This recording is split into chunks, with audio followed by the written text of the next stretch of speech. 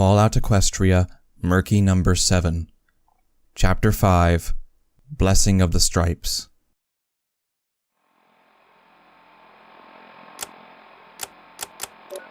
What was it like to have a goal in life?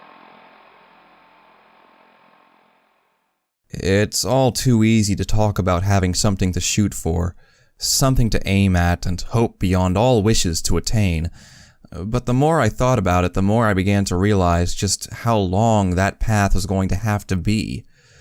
Did I want my freedom? Of course, but I wasn't sure anymore on exactly how, not after speaking with Protégé about what I truly understood or not about the risks.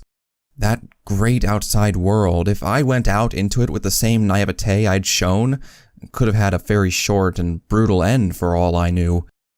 Did I just want to escape the pain? My mindset had led me to consider this route in the wrong way one too many times before, and the risk of falling into that again never really went away. When no exit was given, I found myself more and more beginning to turn to options that I would never normally consider. Some risky, some very final. I'd come too close to that once already. Was it to discover those who would care for me as much as I wanted to care in return? But then, who truly would? Pegasi were hated in Philadelphia, and I certainly wasn't the most charismatic and confident pony who ever lived. If asked my name by someone I didn't know, chances are I'd just squeak and avoid eye contact. I didn't know what I really wanted, but the thought of going beyond the wall was the sole remaining thing that kept me from going mad with grief at the situation I'd been dealt now. But, after meeting Brimstone, Glimmerlight, and Protégé, things had been changed. Now, I had been given two paths to trot down. One a lifeline, tenuous and vague, but a desperate hope all the same, to save Glimmerlight, and pray that she agreed to help me in the escape. Her brief words gave me a reason to believe that this was worth trying for at the very least. It was a risky endeavor, but the chance to attain the aid of some pony else would go a long way towards a successful attempt. On the other hoof, there was Protégé's offer, 2 years' service and danger in exchange for my eventual freedom. The callousness he showed to even smile as he signed me on this operation spoke volumes of the reasons behind my shaky trust of that pony. Good intentions and a supposedly caring mindset mattered little when he was still the pony holding me against my will and forcing me into dangerous situations. All the same, somehow I couldn't shake the feeling that he understood me better than any pony else. If Brimstone and Glimmerlight cast me out, he would be my only vague ally left in the nightmare that was Philadelphia. The momentum from seeing the stable dwellers escape was beginning to falter over time. I desperately needed a figurehead, some pony to give me a reason. Perhaps that's why I was following a raider, who had once abused ponies like me for fun, in an effort to just be doing something, anything at all to chase some way to get my escape back on track. Was it because I craved to break the loneliness, or was it just because he had the authority that I couldn't say no to? My duality of personality was still a tough obstacle in my head, dredged up all over again after the master had set himself upon me. I really wished I had something better to hang on to. I only had to take care of myself in the past, to survive, to get my journal back, to attempt escape. I'd gained a certain confidence that the master had broken once more. I needed it back.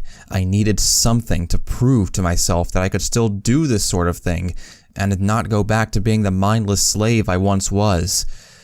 I needed to save Glimmerlight, not just for her life, not just for the vague wish that she could become an ally, but also to give me something to cling to, something that I could use to remind myself that I was not beaten yet.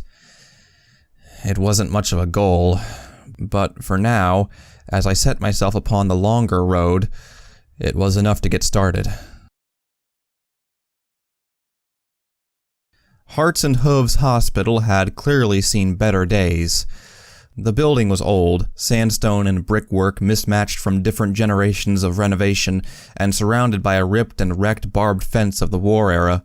On top of it all, wasteland-style scrap and rough repair jobs had further broken the balance of visual appeal. It offended every artistic sense I had to merely even look at the sprawling complex's low buildings that seemed to expand outward rather than upwards around the higher central wards. Old wagons lay on their side, their pink and yellow design marred and dust-covered. I could see at least a dozen of them, prompting me to wonder why they hadn't been renovated for use by Red Eye. A closer look explained why. They were sky wagons. Without Pegasi, they were useless to him. But even they had been stripped of anything useful, owing to Red Eye's insistence to use anything and everything. I had occasionally seen griffins with similar carts, but these were much too small for those towering mercenaries. That same ruthless mindset had created Philadelphia and repaired much of what it could do. Before me sat another element of proof to that claim. The hospital was not exactly bustling, but I could see lights inside, slaves on watch duty outside. I presumed a medical area dedicated to more important slaves didn't warrant a full guard routine, and even I could hear the hum of arcane science from healers doing their work within. Brimstone and I had holed up within a warehouse across from the hospital for an uncomfortably long time now already. I had taken looking around with observation to try and stop my mind from wandering to the recent events with the Master. For some time, I did take to trying to guess the ages of the houses around us. Some were similar to one another and made of what looked like modular components. They were almost bare, but for identical fences. Or at least where identical fences would have been, and the wood had either rotted away or been taken off by the industry. Yet others, as I looked closer, broke the monotony. Broken timber and fine brickwork had become stained, but I saw brighter colors dashed away here and there. Porches hung over verandas rather than the flat doors the newer buildings had, carvings and elaborate shapes giving them life and personality. They were all different. It occurred to me that I was seeing the divide between wartime and pre-war in the very houses that ponies lived in. As I looked closer, I could see the newer ones were often wedged between older ones, as though cramming more ponies into the same city space. Unfortunately, as much as the history from observation occupied my mind, it didn't really hold my attention for long from the limited amount I could see from my hiding spot. Dropping from the ledge with a sigh, I found my companion not faring any better. The big stallion was pacing and tapping rocks incessantly. He'd said patience wasn't his strong point, and this was only proving it. As such, I decided to try conversation, and found myself met with a surprisingly amiable response on various topics. For example, now I knew the best way to break a pony's leg was to buck it just above the kneecap, and that apparently swearing was a subject that I was most uneducated in. "So what you're telling me," rumbled Brimstone, "is that you've never said fuck in your life? Never?" He seemed almost shocked to meet some pony who just didn't swear. Brimstone scared the life out of me with almost every movement he made, and social interaction on a conversational level was clearly about as new to him as it was to me in many ways. Throughout speaking, I'd always seen that glint in his eye whenever I began saying anything that offended his survival of the fittest mindset. "Well, I've thought it a few times." "But never just shouted it. What plane of innocence are you from that you've never given out a right good swear? We're gonna change that. Go on." I sat up. What was he asking me? I blurted out an answer without too much thought. "Go on? What? I don't get you." Brimstone sighed and shifted his weight to lie on the other side in our secluded little hiding spot that I'd found. I'd felt so proud when he nodded in appreciation of it. "Say it. Can't have a midget like you unable to swear properly when the world decides to fuck him up." I rubbed my hooves against one another. "I'm not really sure I want to." "Try. Please, Just give it a go. We're bored here anyway. Amuse me." My jaw was hanging open. I'd always felt nervous when I'd even thought of the word, or any swear word for that matter. My mother had always taught me not to, that to swear or curse in the goddess's name was bad. Over time, I'd broken the second one a few times. Sorry, please don't send me to the moon. But always kept control of my voice. But then, perhaps I'd fit in better if I talked like them? Okay. I'll try. Aye? Alright. What about? Brimstone rolled his eyes, muttering something about bloody sunlickers, and shrugged.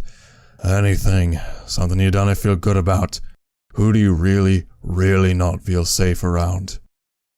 My first thought was you, but I doubted it would help my present situation of being on the better side of this massive and potentially dangerous pony. I still remembered him choking me against the wall for daring to suggest the wrong thing about him. But who did I hate? Wicked Slit was a particularly loathsome presence in Philadelphia, as was Sooty Morass, and of course Noose. I hated Protege for his insistence to not let me go. I hated Red Eye for buying me in the first place and putting me into this nightmare. But really, there was always going to be one answer. I really hate the Master. Shackles, piss-pot and nasty that bastard is. See? Now you try. Say you fucking hate him, or something. I sat up and took a deep breath, closing my eyes. I was actually shivering. What if he heard me? What if word got back to him? What if Celestia and Luna heard me? What if Brimstone laughed at how bad I was at proper swearing? Really, they paled in comparison to the real worry. What if some pony told my mother? I could do this. I could rebel a little, show the Master he couldn't take my freedom of voice. I felt my face screw up and the word fall flat suddenly. Brimstone just shook his head. What is wrong with you? It's just a wee word, nothing to get worried over. Try again. I really... No, I wasn't gonna give up. I'm doing it now. I really fudging hate him. There was a dull thunk as Brimstone face-hoofed. Hard. This could take some time, couldn't it? I just nodded meekly, muttering small apologies under my breath. However, my ears perked up as I heard a sound from outside, the sound we'd been waiting for. Noticing me perk up, Brimstone peered above the ruined windowsill. Looks like a bit of waiting paid off. Guard change. New ones won't be as keen to do the night shift, so getting past them shouldn't be too hard. You distract one and I'll take him out. Wait, you're gonna kill a slave? Yes. And? His eyes glanced over at little me, the small pony so pathetic that he couldn't even swear, as though asking wordlessly whether I really was as useless to him as I was seeming. But it slammed home again. He might act nicer sometimes, but when it came to saving the one he cared about, he would become the raider all over again to make it happen. Eventually, as I stared with a horrified look, he seemed to deflate slightly and shake his head. You look like her when you stare like that, you know? Fine, I'll try not to do it. As we climbed down, I heard him muttering to himself about going far too soft around mares and little bucks.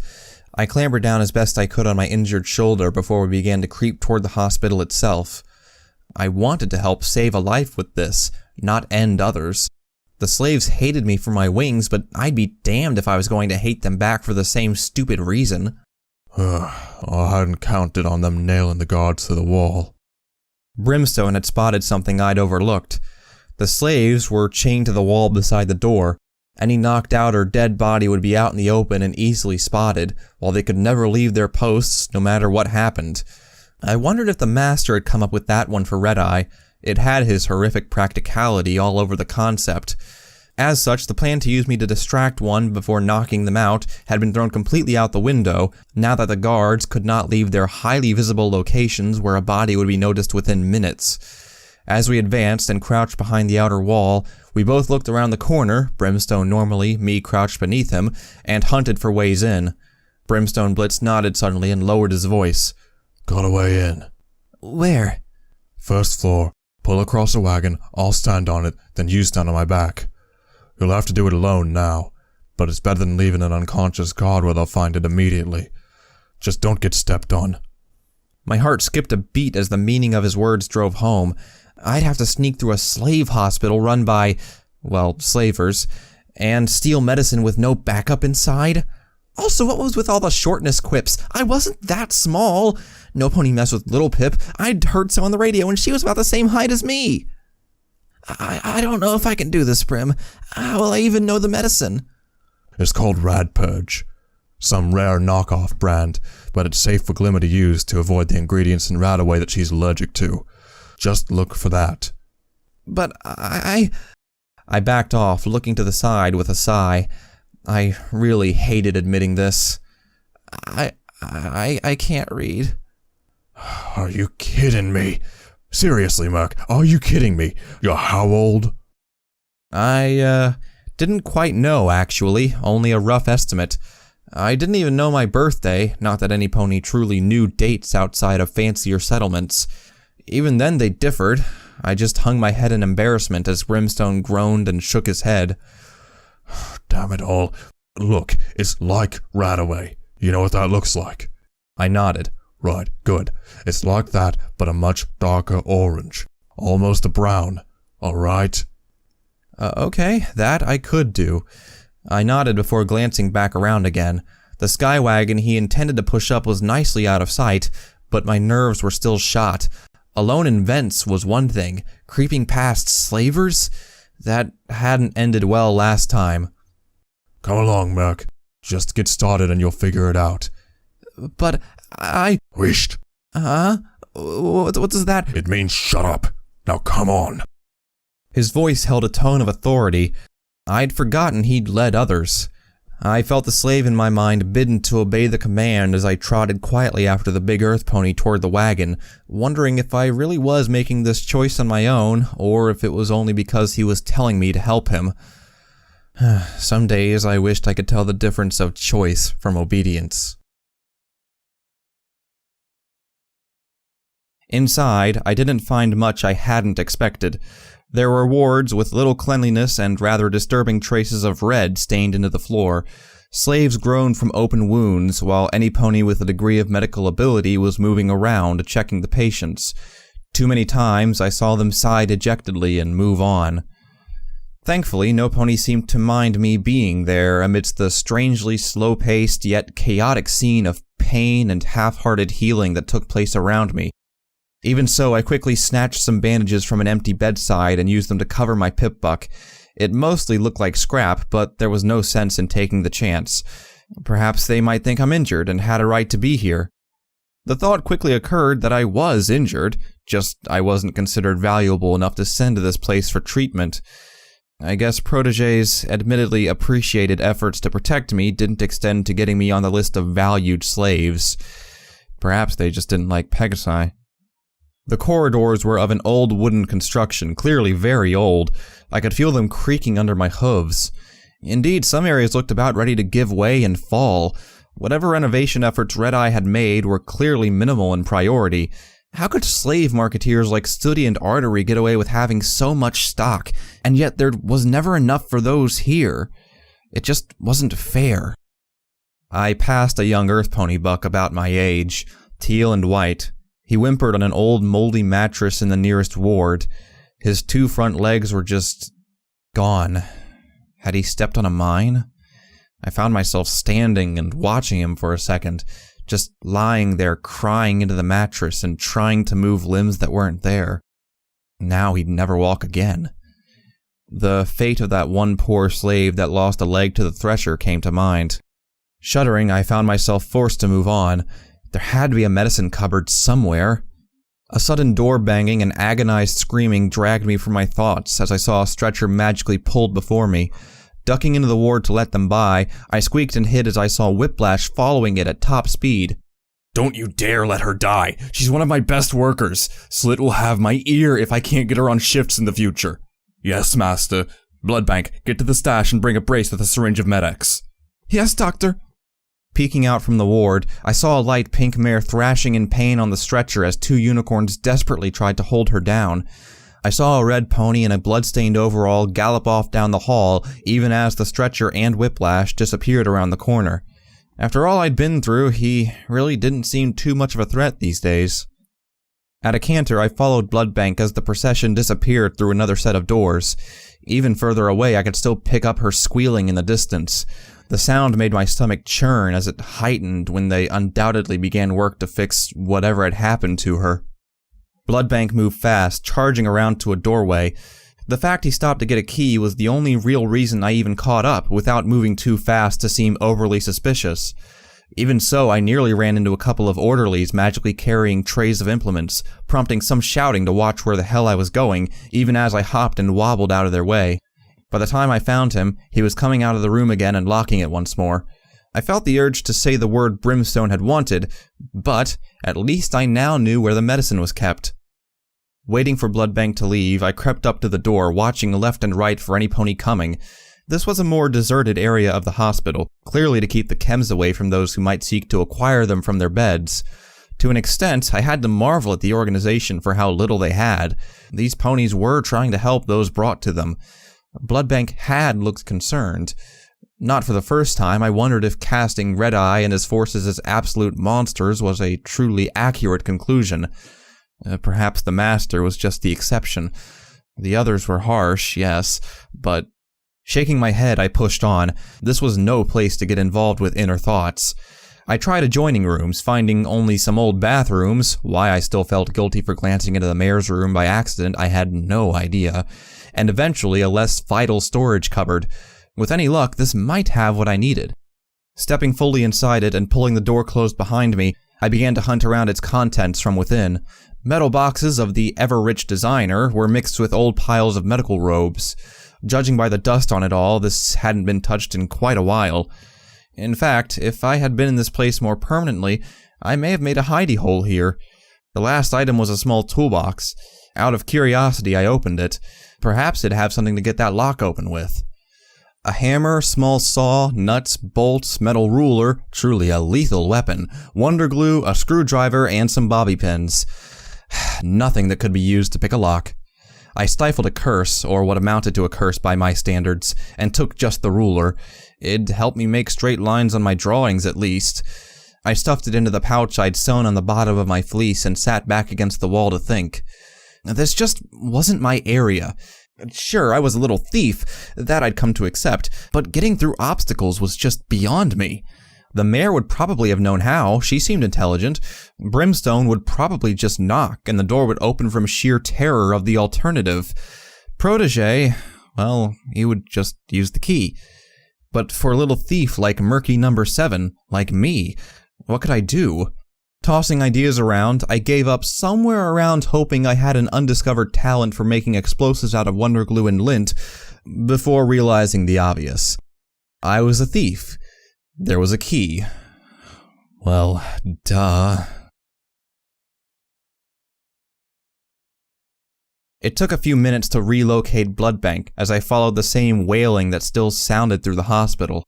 I trotted through a cloth hung above the corridor and stopped. All this walking and running was not doing my shoulder any good at all. I wondered if they had any more medics in that cupboard. It had worked last time pretty nicely. Bloodbank was standing outside a room separated by a clear perspex viewing window. Behind it, I could see the mare thrashing as a unicorn tried to get the syringe of medics into her. I dared not look too closely. I didn't particularly want to see some gruesome injury to keep me up at night. Bloodbank's key was rather convenient, hanging from his side lapel for easy access with magic. However, even as I began to slowly approach, I could see how reflective the perspex was. Any attempt to sneak up and lift it would be spotted instantly. I tapped the goggles on my head while thinking.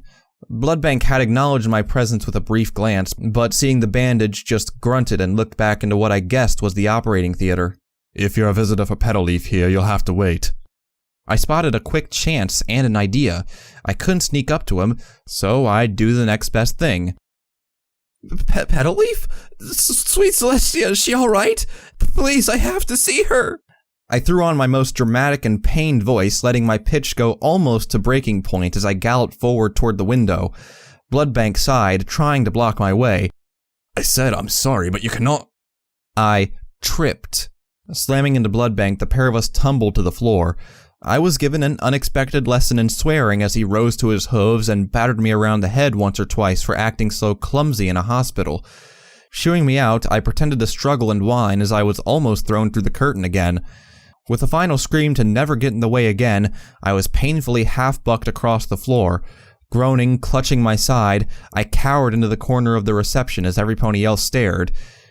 But at least I had the key.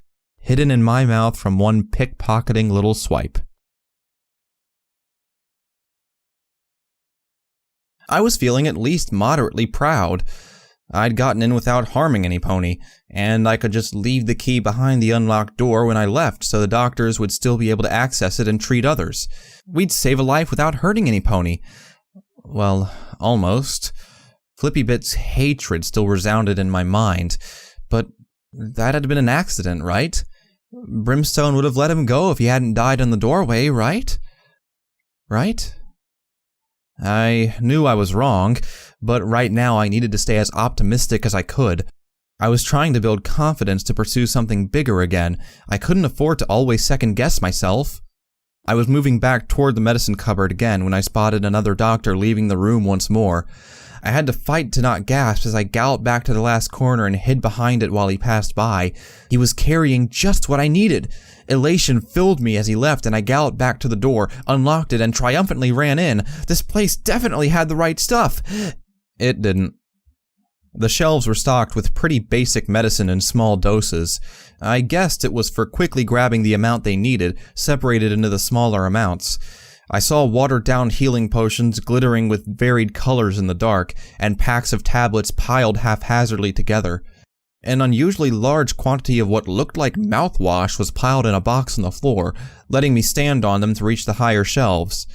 To my disappointment, there was only a smattering of higher-end chems and medical supplies. Medex was stored in yellow locked boxes with clear plastic colors, while a scant few packs of blood were held in a freezer unit running off a wire through the wall. Unfortunately, there was a clear gap beside the Radaway shelf where only one of the orange packets remained. Truth be told, I had been planning to steal some more. They'd get restocked, right? But seeing the pitiful amounts and remembering the suffering of slaves all around me, I couldn't. It'd be as bad as becoming a slaver myself. The words of the first doctor came back to me. The medicine cupboard, singular. This was the only one. There was no rad purge left. I'd failed Glimmerlight. I collapsed onto my knees in the middle of the cupboard, remembering her wonderfully peaceful and energetic look even through her sickness. I realized just how much I wanted to meet this wonderful mare who Brim had claimed didn't care what type of pony I was. But now she wasn't going to survive, because I couldn't figure out a damned lock fast enough to beat the last of the stock being taken. Unless... I turned back to the entranceway and hobbled out as fast as I could. There was one more of them in the building, and I was going to get it no matter what. She deserved life. She didn't hate me. That rad whatever belonged to her. It had taken some searching, but eventually I located it. This run around the hospital had been beginning to annoy me, and a few orderlies were starting to get suspicious as well. I tried the messenger trick again, but even then, most of them kept glancing as I moved past. I avoided whoever I could, but no pony could truly hide in these well-lit corridors. It didn't matter. I'd found the patient the medicine had been taken to. A nurse had been about to connect it, but one quick crazed shouting from me later, they galloped off thinking they were urgently needed for an emergency. Now there was just me and the rad purge. That sickly brownish stuff lay on the side table, unconnected and fresh. All it would take is for one quick snatch, shove it in my pouch, and then make my way to the entrance, and trot out. No pony would question some pony leaving. I felt my heart lift. I'd done it! Reaching forward, I bit down on the rad purge. Who's there? I yelped and hopped back, holding the rad purge in my mouth as I stared at the source of the noise. On the bed lay a mare covered in a thin blanket. She turned to me, eyes still closed from weakness. A sense of déjà vu flowed over me. The symptoms were precisely the same. The illness the same. This mare was suffering the exact same problem. She lay there pale gray with a wondrously colored blue, black, and white long mane tied into a ponytail, with 2 braided strands across her face. True to form, she was also a unicorn who looked a good bit older than me. Like she could have been my mother. She was also very, very sick. Did you find some? I glanced at the mare, then down my own muzzle at the rad purge. They'd get more, right? they'd restock. I could just turn and walk away, be a good little thief. Glimmerlight deserved it more than any pony. She looked so weak. My head lowered, feeling a shuddering start throughout my body.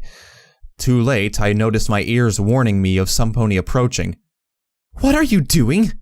Shocked, I squealed out loud and dropped the sachet before stumbling back and falling against the side of the bed, startling the mare. The nurse had returned and stood directly in the doorway, quite out of breath. Her coat and mane were blazing yellow and red, her eyes wide with surprise. Were you? Her eyes fell to the rad purge before falling back to me. Having it all laid on me, I realized what I'd truly been reduced to stealing from a critically injured pony with no proof of them being good or bad to help some pony else, to simply take the easy way out and lose all morals and ethics in the process. Not once had I even stopped to think and realize the path I'd been trotting down. Who was I to judge life against life? It quickly overcame me as I imagined my mother, the DJ, the mayor, and even Little Pip looking down upon me disapprovingly. I collapsed to the floor in tears. I'm sorry. I didn't. I needed. Words came with great difficulty as I cried my heart out, partially because of the overwhelming guilt, and partially from the terrifying thought that Philadelphia was slowly but surely beginning to push me to do this sort of thing. Yet, no matter how hard the world said I had to push to make it out of here, no matter how Protege told that I had to be willing to do anything to get out of here, no matter how much this city spoke of sacrifice for freedom, I knew something else, that even if it made it harder, I still had my own way, my way, that mattered to me. And this was not it. The nurse picked the sachet from the floor with her telekinesis, placing it beside the bed of the frankly stunned mare. The sick patient wasn't sitting up to look down at me, being too weak, but the nurse advanced across to me. Her expression seemed to have softened. "You were going to take it, but this patient will die by tomorrow without this last sachet. She has an allergy, I know," I sniffed. "But somebody else does too, but I don't think she's able to come here. I just wanted to help her." Her face dropped any remaining sternness it had possessed as she drew breath lightly. Her horn flickered over me. "I can see you have an irradiated lung infection, a serious one. This isn't for that. Look me in the eyes and tell me." Opening my soaking wet eyes fully, I quivered as I looked up at her. I never have. It's for some pony else who means a lot to a friend. She's in the exact same position as..." I raised my hoof to point at the patient. The nurse was quiet, before dropping a small cloth for me and kneeling down. Her voice remained stern, but I could sense a gentle nature behind it. "Dry your tears. I can see you're honest. This was wrong, but your heart was in the right place, at least. Enough that you say what you were doing. I wouldn't be a nurse if I couldn't respect that to some degree. Even if I work for Red Eye, that doesn't mean I don't follow the same code that Dr. Weathervane taught us. He's pretty intense about that stuff. Look, I'd give you some, but we have none to spare." Well, what? As I got up slowly, I could see the mare had seemingly fallen into a restless sleep, even with us two talking. She really was in a bad way. Why hadn't I seen that? "There might be some in the basement, but that's dangerous, you see. When the megaspells hit, it was flooded from a water line that came from the impact site. The water is long gone, but the radiation is intense down there. It would badly affect your lung if you were to try, but there is an old supply room that we've been unable to reach. Usually Dr. Weathervane brings enough that we don't need to bother even considering going down, but if you really are willing to go to these lengths..." I didn't even need to think. If anything, I now realized more what drove Brimstone Blitz. I damaged my own innocent nature here. If I had to risk life and limb to get that medicine to make up for almost doing the wrong thing to attain my goals, so be it. That is what life and limb I had left. The nurse had taken me to a back door, letting me out. As I wandered around the hospital grounds to try and find this basement entrance, I began to feel the poisoned air doing its work again the moment the cleaner hospital environment ended. My throat was dry from the air around the crimson hell of Philadelphia the moment I stepped outside. Very hastily, I regretted not stashing away one of my rataways that Protégé had given to help me stay healthy. At least my shoulder, while aching terribly, still was mostly functional. My stomach, however, was tightening itself and growling. Shivers crawled up through my body from a lack of sustenance or any form of proper nutrition. The last thing I'd eaten was the apple stew given to me by Protégé. In my still recovering state, it just wasn't enough. If only I found fresh food and rataway as much as I found ponies I left without knowing the names of. Very quickly, I wondered why my cutie mark talent was to be a good little slave, and not one of finding mysteriously strange unicorn mares. Furthermore, while I was hardly looking given my present situation, why was my luck in meeting mares who actually talked to me only finding those too old for me, already taken or sick?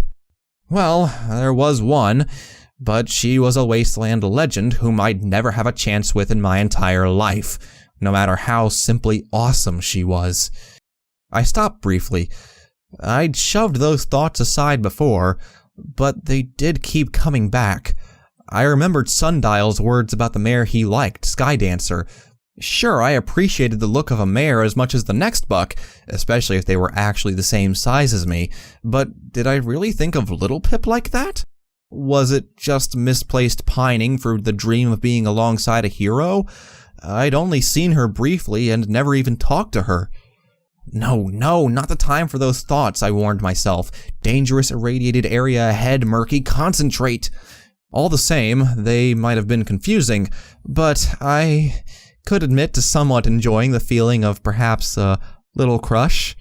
Maybe it was just a silly fantasy, but one way or the other it gave me something nice to dream of to help keep my mind from feeling too guilty from my nearly horribly wrong thievery earlier. It was the small things that kept you going in this city.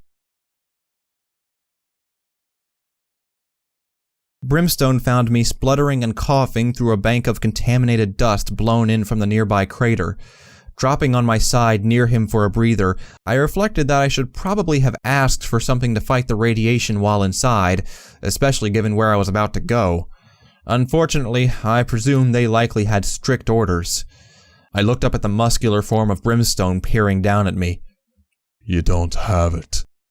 The words held a lot of potential for violent anger at my coming out empty-hoofed. Perhaps it would be best he didn't know that I had turned down some. No, but I know where now. I pointed a hoof toward a swing door that led to the basement. It was locked as well, but that wouldn't prove any real obstacle to Brim. I explained about the radiation, but as I'd guessed, he didn't care in the slightest. One slap with those Murky No. 7's head-sized hooves, and the basement lay open before us. A darkened and dusty hole in the ground, probably untouched since the war. Pre-war, irradiated, with a raider. Why didn't I ever get to go to someplace nice?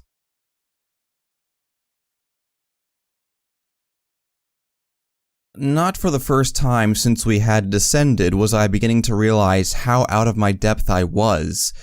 I was just a little slave who tried to run away, not some die-hard adventurer like Brimstone or Little Pip. Every ounce of me was fighting to keep my resolve strong, to stop me wanting to just turn and run. Protégé would understand, surely, if I turned up and just explained. Maybe he'd help out and get some for Glimmerlight somehow. I hated the fact that I caught myself wishing I could just go back to one of my old masters outside of Philadelphia, with a lot less scary things and pain all the time. I could just barely see down here. Already the radiation was noticeable as I felt my chest begin to burn. Each breath was labored, and I had to stop and cough every so often, much to Brimstone's annoyance. I'd enjoyed a brief period of relief thanks to what I stole from Artery and then the healing I'd received from Protégé, but this place was bringing it all back. The sick little slave buck dragging his hooves and coughing up blood had returned. Around us was little of note. Almost pitch-dark janitorial rooms littered each corridor. Supply cupboards proved to be filled with racks of musty books or boxes of washers. Large pipes creaked and groaned as we disturbed the environment around them, or rather as Brimstone disturbed the area. If I ever needed to feel like I was better at something than somebody else, I simply had to think of his complete lack of consideration for the term stealth. Oi, Merc. Yes? My voice trembled as my rough throat caught the words, leading me to splutter and grab a pipe to keep myself on my hooves. Brimstone seemed unaffected thus far. Perhaps he just didn't show it. I had a thought. If we need to gallop back and split up, we need a better password for the cell door so I know it's you. I was about to comment that a number of knocks had seemed to work, but then I was the moron who had gotten it wrong. So, what do you suggest? Easy. The password is fuck. Oh, not fair. Brim turned back to me. I could see him grinning in the darkness. I guess he liked to use a bit of banter to help relieve times when you could cut the tension with an auto-axe. Aye, that'll do. Now you should go up front. You seem to be able to see better than I in the dark. These eyes don't work as well as they used to before that little scanner with the flamethrower a few years back. A little what? I mean, you sure?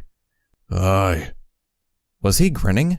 What was the joke with simply saying, "Oh, wow, I was slow today"? Sighing, I staggered up front, glad that at least Brimstone would be able to see if I were about to collapse. Perhaps he'd carry me back out again. Perhaps he'd just leave me here. The worry shaking me led to another foul cough. At least I wasn't vomiting blood. Yet. Each step I made was hardly without worry. My eyes adjusted well to see a vague outline of thin corridors and irregular doorways that hardly seemed shaped for ponies at all. I began to wonder if the designer had even thought of those who might have to access it during operation. Thick layers of dust were not helping my breathing one bit as I carefully edged around old tools and rusted objects that I couldn't even discern the original use of. My ears worked just fine, though, and I didn't like what they were hearing. Light shuffling and trotting. I froze on the spot, leaning down and hoping Brimstone would get the message as I closed my eyes and just listened. The sounds of something soft, something irregular and organic. Every so often I heard metallic noises, similar to what we were making by trotting around all this plumbing and boiler kit. The thick concrete ceiling kept all sound from above out. Whatever was moving was down here. My quivering became a fearful shake as I remembered the hellish zombie janitor thing in the dark. That howling, mutilated, and rotten face inches from my own haunted my every thought.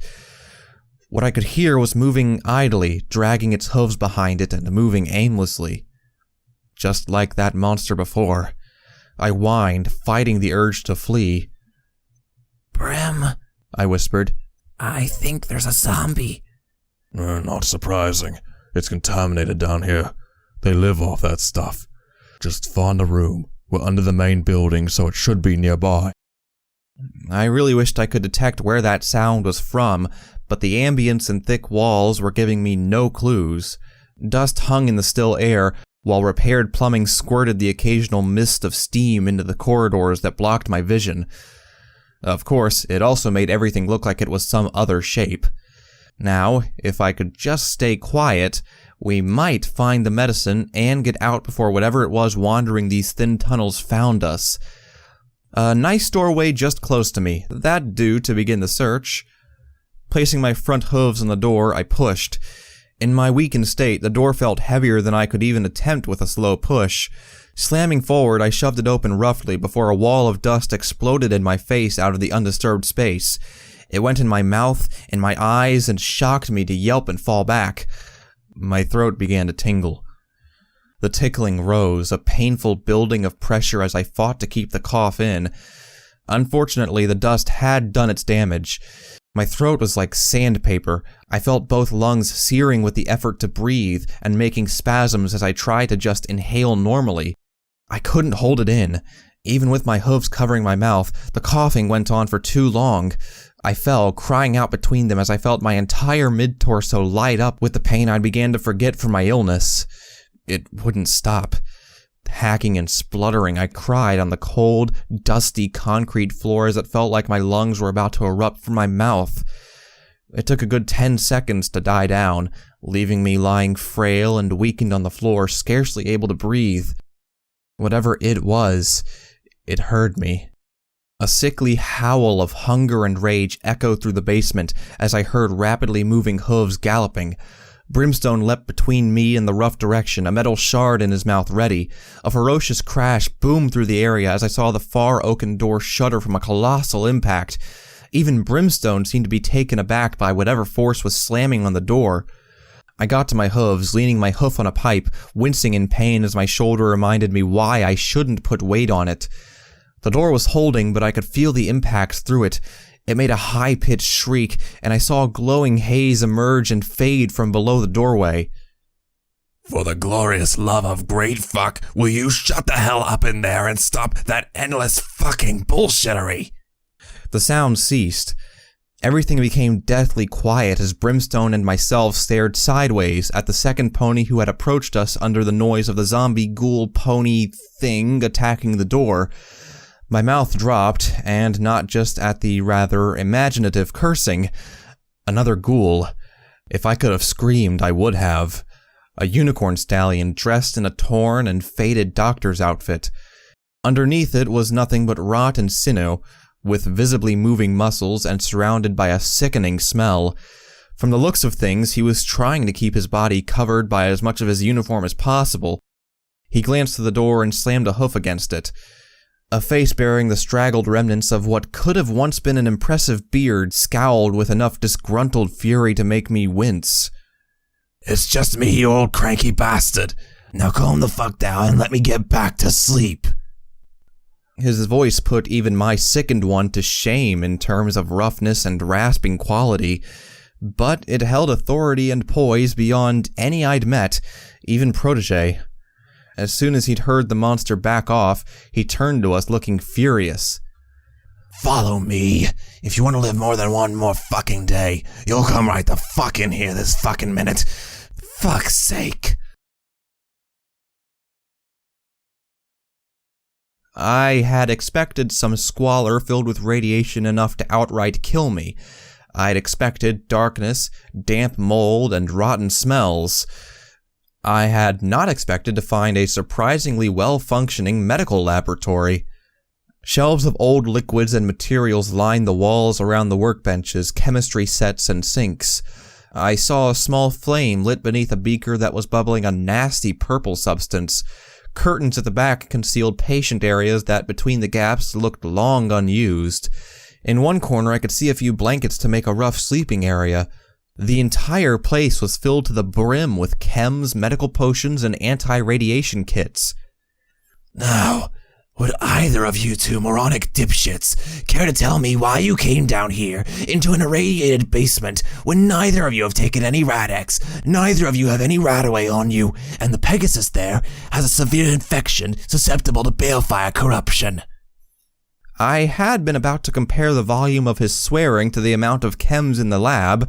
I now knew where my share for swearing talent had gone, but it only took me a few seconds to register what had been said immediately. I stumbled into the lab, almost falling against the bed before holding myself up on it. Brimstone marched in impassively, without a word, as he looked around. I imagined he didn't care for the ghoul, only caring for the rad purge, but I had much bigger problems. Pegasus? I'm not a Pegasus.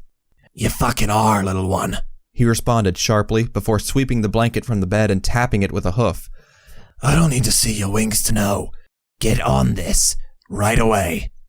His voice held an authority to it.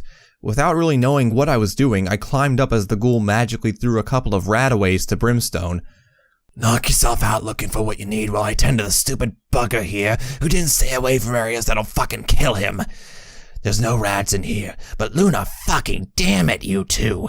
Just don't take anything without asking first. Fine. Clearly, Brimstone was content to just search and let me deal with this strange undead stallion. Get that fleece off. Come on, I'm not going to laugh. Not often I get to actually work my expertise on Pegasi here, so hurry it up. It was like he was late for an appointment. What was going on? Who was this ghoul? Why was he being as fast and to the point? How did he know I was a Pegasus? Why was he helping without even hearing a word from us about what we wanted? Wait a minute. I don't understand. Who are you? What are you doing? I felt myself lifted off the bed entirely as the ghoul doctor muttered a colorful term, what was a douche nozzle anyway, to himself and just used his magic to systematically draw my goggles, fleece, and pip-buck off me. Always with the fucking questions. Fine, listen while I work.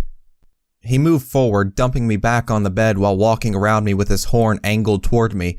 I felt exposed, not for any sense of being embarrassed, but simply for my wings being on show. I'm Dr. Weathervane, trauma surgeon from Canterlot Royal University, and don't you fucking smirk, because I'm no hoity-toity prick like some others I could mention. Pegasi specialist, lead surgeon general to the Shadow Bolts under Ministry Mayor Rainbow Dash, and previously the personal physician to the Wonderbolts. That's why I recognized you the moment you walked in. I don't need to see wings to see a Pegasus. The way you trot, the way your head bobs, fuck, even the average size of your hooves for your scale. All right, enough with the shortness already. But immediately I remembered Brimstone's words about wings not being the only thing that made you a Pegasus. I quickly had a sense of just how right he'd been.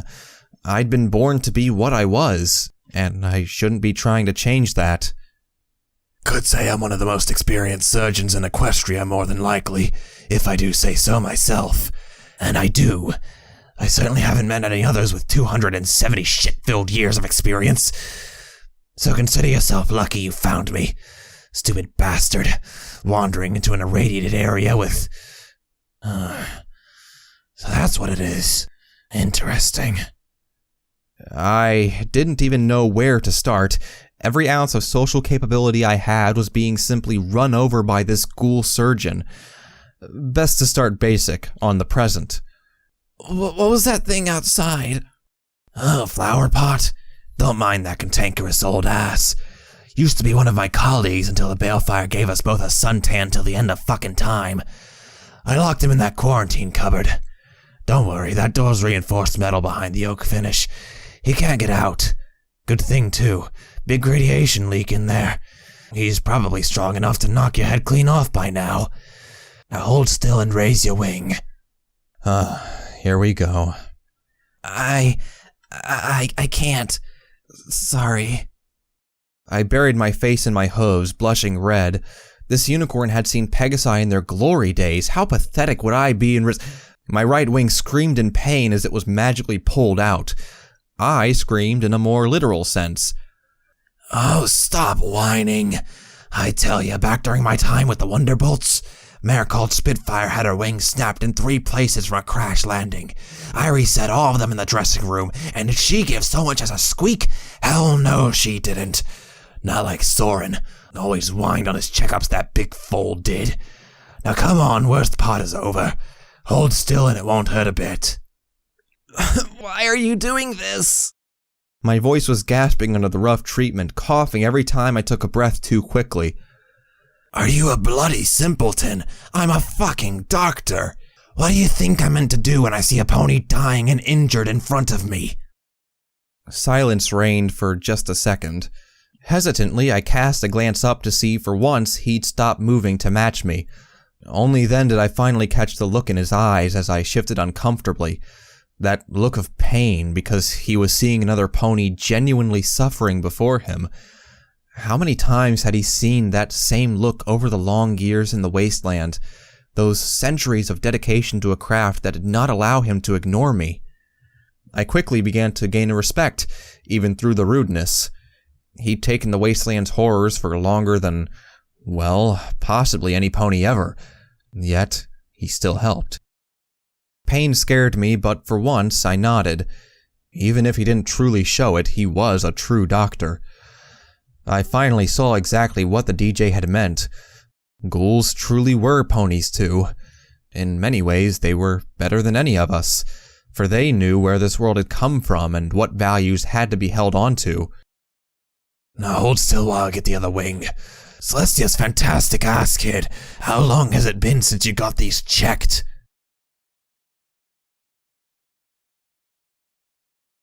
After much wailing and cursed comments of how much of a fool I was, I eventually learned more as he went about his business. Weathervane, despite his somewhat abrasive manner, had taken to clinging on to his principles to help him stay sane across the centuries. The result seemed to be some pony who was more determined to heal others than was generally socially accepted. An odd combination, to say the least. It was also why he'd started working for Red Eye. Weathervane had lived in Philadelphia, or at least had originated here, before the war. This basement was his personal research and chem lab for the hospital he'd actually founded and run above. Very quickly, the haphazard artistic design made sense, as I learned more about Weathervane's insistence of efficient quality over aesthetic requirement. Even now, 200 years after the apocalypse, he'd remained at his post. No matter who ran the city, he still ran the hospital he built, teaching new generations to staff it himself. I simply could not put properly in words how in awe I was of that sort of determination. Part of me was tempted to ask him about before, but I sensed it might be a sore spot, and I knew how badly I reacted to stories of the past anyway. Perhaps it would be best to just stay quiet on this one, and treat him as an individual of the present, rather than a relic of the past. While checking me over, his horn had flared as he spoke. My shoulder's pain had numbed and eventually faded before he strapped a tight wrap around it. Bruises and cuts I didn't even know I had disappeared as I was fed a stale-tasting healing potion. He seemed greatly interested in my wings, however, tutting and shaking his head. Some pony really did a bloody number on you, kid. Would I be right in guessing blunt trauma? I think I must have twitched as the unpleasant memory of being dragged into an old barn by fellow slaves resurfaced. Eyes clenched closed, and fighting not to have a minor breakdown, I nodded. Dr. Weathervane's tone had softened after his scathing anger. Indeed, he only frequently cursed now. For him, that was a step down. Old injury too, but that'll have to wait. I'll perhaps be able to give you some more information or treatment or some shit to get rid of the pain at least later on. I need to dig out my old books. But for now, we have something a bit more important to discuss. Setting some rat away beside me, he motioned to drink up whilst he moved backward and settled against the counter. I could hear Brimstone still stomping around, becoming aggravated as he hunted for Radpurge in the back of the room. Well, Murky number 7. Weathervane's voice rasped and echoed from the walls to give it a somewhat fading, slimy quality. He brought a pair of reading glasses to his face as he gave me the look that told me I should be sitting down. I'm afraid I do not have very good news for you. I'd known I was screwed up long ago, but something about hearing it from a qualified medical professional really rammed it home. What you have isn't a simple infected lung that got a little ratted up. What you have is something we call a pulmonary embolism, a clinically severe affliction that provides the symptoms you've demonstrated. Basically, the arteries, you know what they are? I shook my head. To tell the truth, he'd lost me at pulmonary. Weathervane shook his head, tapping it and cursing lowly before continuing. This isn't technically right, but something in your lungs is clogged up by an unspecified substance. In this case, it's your birth defect. Your ears show signs of taint mutation. Were you ever exposed? My mother was exposed while still pregnant. Makes sense. You were exposed to taint as a fetus, and thus were born with minor abnormalities. At first I thought it was the chemicals in the air that might have started it, but on closer magical observation, it seems your ears are not the extent of your tainted afflictions from the womb. Your lungs have mostly harmless but noticeably warped sections. Now, this was never enough to really cause you trouble, until you came to Philadelphia. The ambient radiation probably aggravated it, causing the tainted inner flesh to react, inflame, and begin to cause much more problems around your respiratory system. the more radiation you took in, the worse it got. Right now, it's just a big, angry fucking blob of irradiated flesh mutated out of your primary lung systems. Symptoms are just as you say you experienced. Shortness of breath, burning lungs, nausea, retching up blood, and immobilizing periods of coughing. Untreated, this will likely kill you within days. You already know that Radaway can stall or slow the process, but...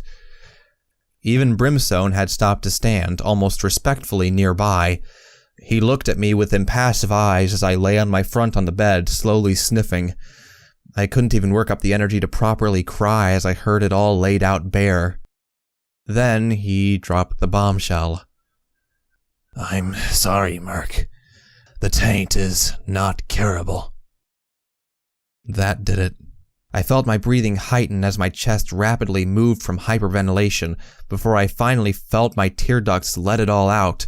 Curled up on the bed, holding my head in my hooves, I just shook and cried. And cried.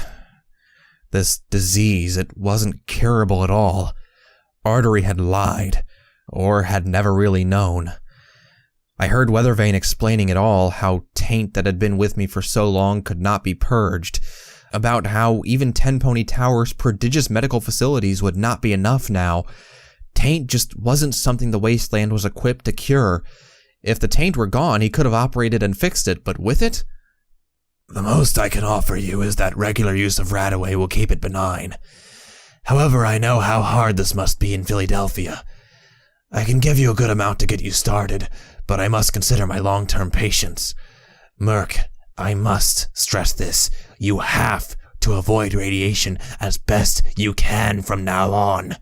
Even with Radaway, an intense burst like the one you mentioned from the Phoenix could, and probably will, kill you without immediate action and lots of anti-radiation medication. It's this city. If you weren't here, you'd likely be able to live normally with little care. But in this damn place...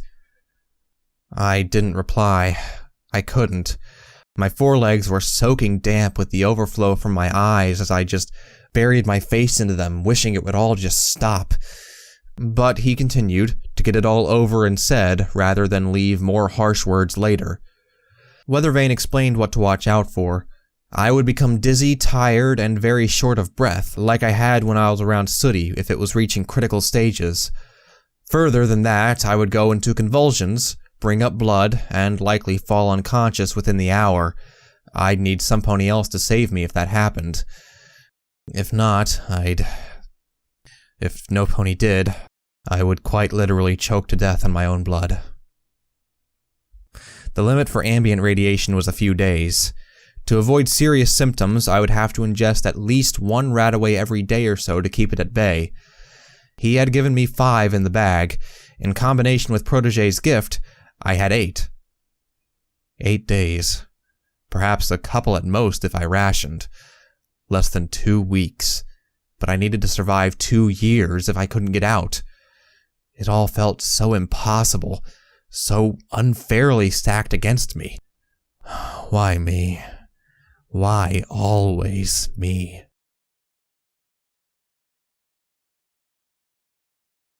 I ignored Brimstone and Weathervane as they talked. Instead, I simply lay down quietly and found myself staring blankly at the wall in Weathervane's lab. In a fit of need, I'd switched on my Pip-Book's radio to listen to. I needed something, anything to help give me hope right now. Now, I've been getting an interesting little question lately. Or at least, I've heard it's been asked in all those little towns around the big old equestrian wasteland these days. DJ, they ask, at what point have we won the good fight you always want us to follow? Well, children, that's a very good one. You know that I am known for telling the truth, fellow ponies, so I will not lie. I really had to think on this one. At least all the thinking I could manage while I could find silence, what with my #1 assistant and her newfound friend both together in the area. Now, I'm sure they were just moving some furniture around and were agreeing a lot over where it'd gone, but... Sorry, off topic. Old DJ here just doesn't know when to shut his mouth these days, does he? Now, allow me to answer you all. The good fight never ends. Even all those years ago when ponies lived in peace, they were fighting it. By making cakes for a picnic to share with friends, they were fighting. By helping a friend finish their preparations for a relative visiting, they were winning the war.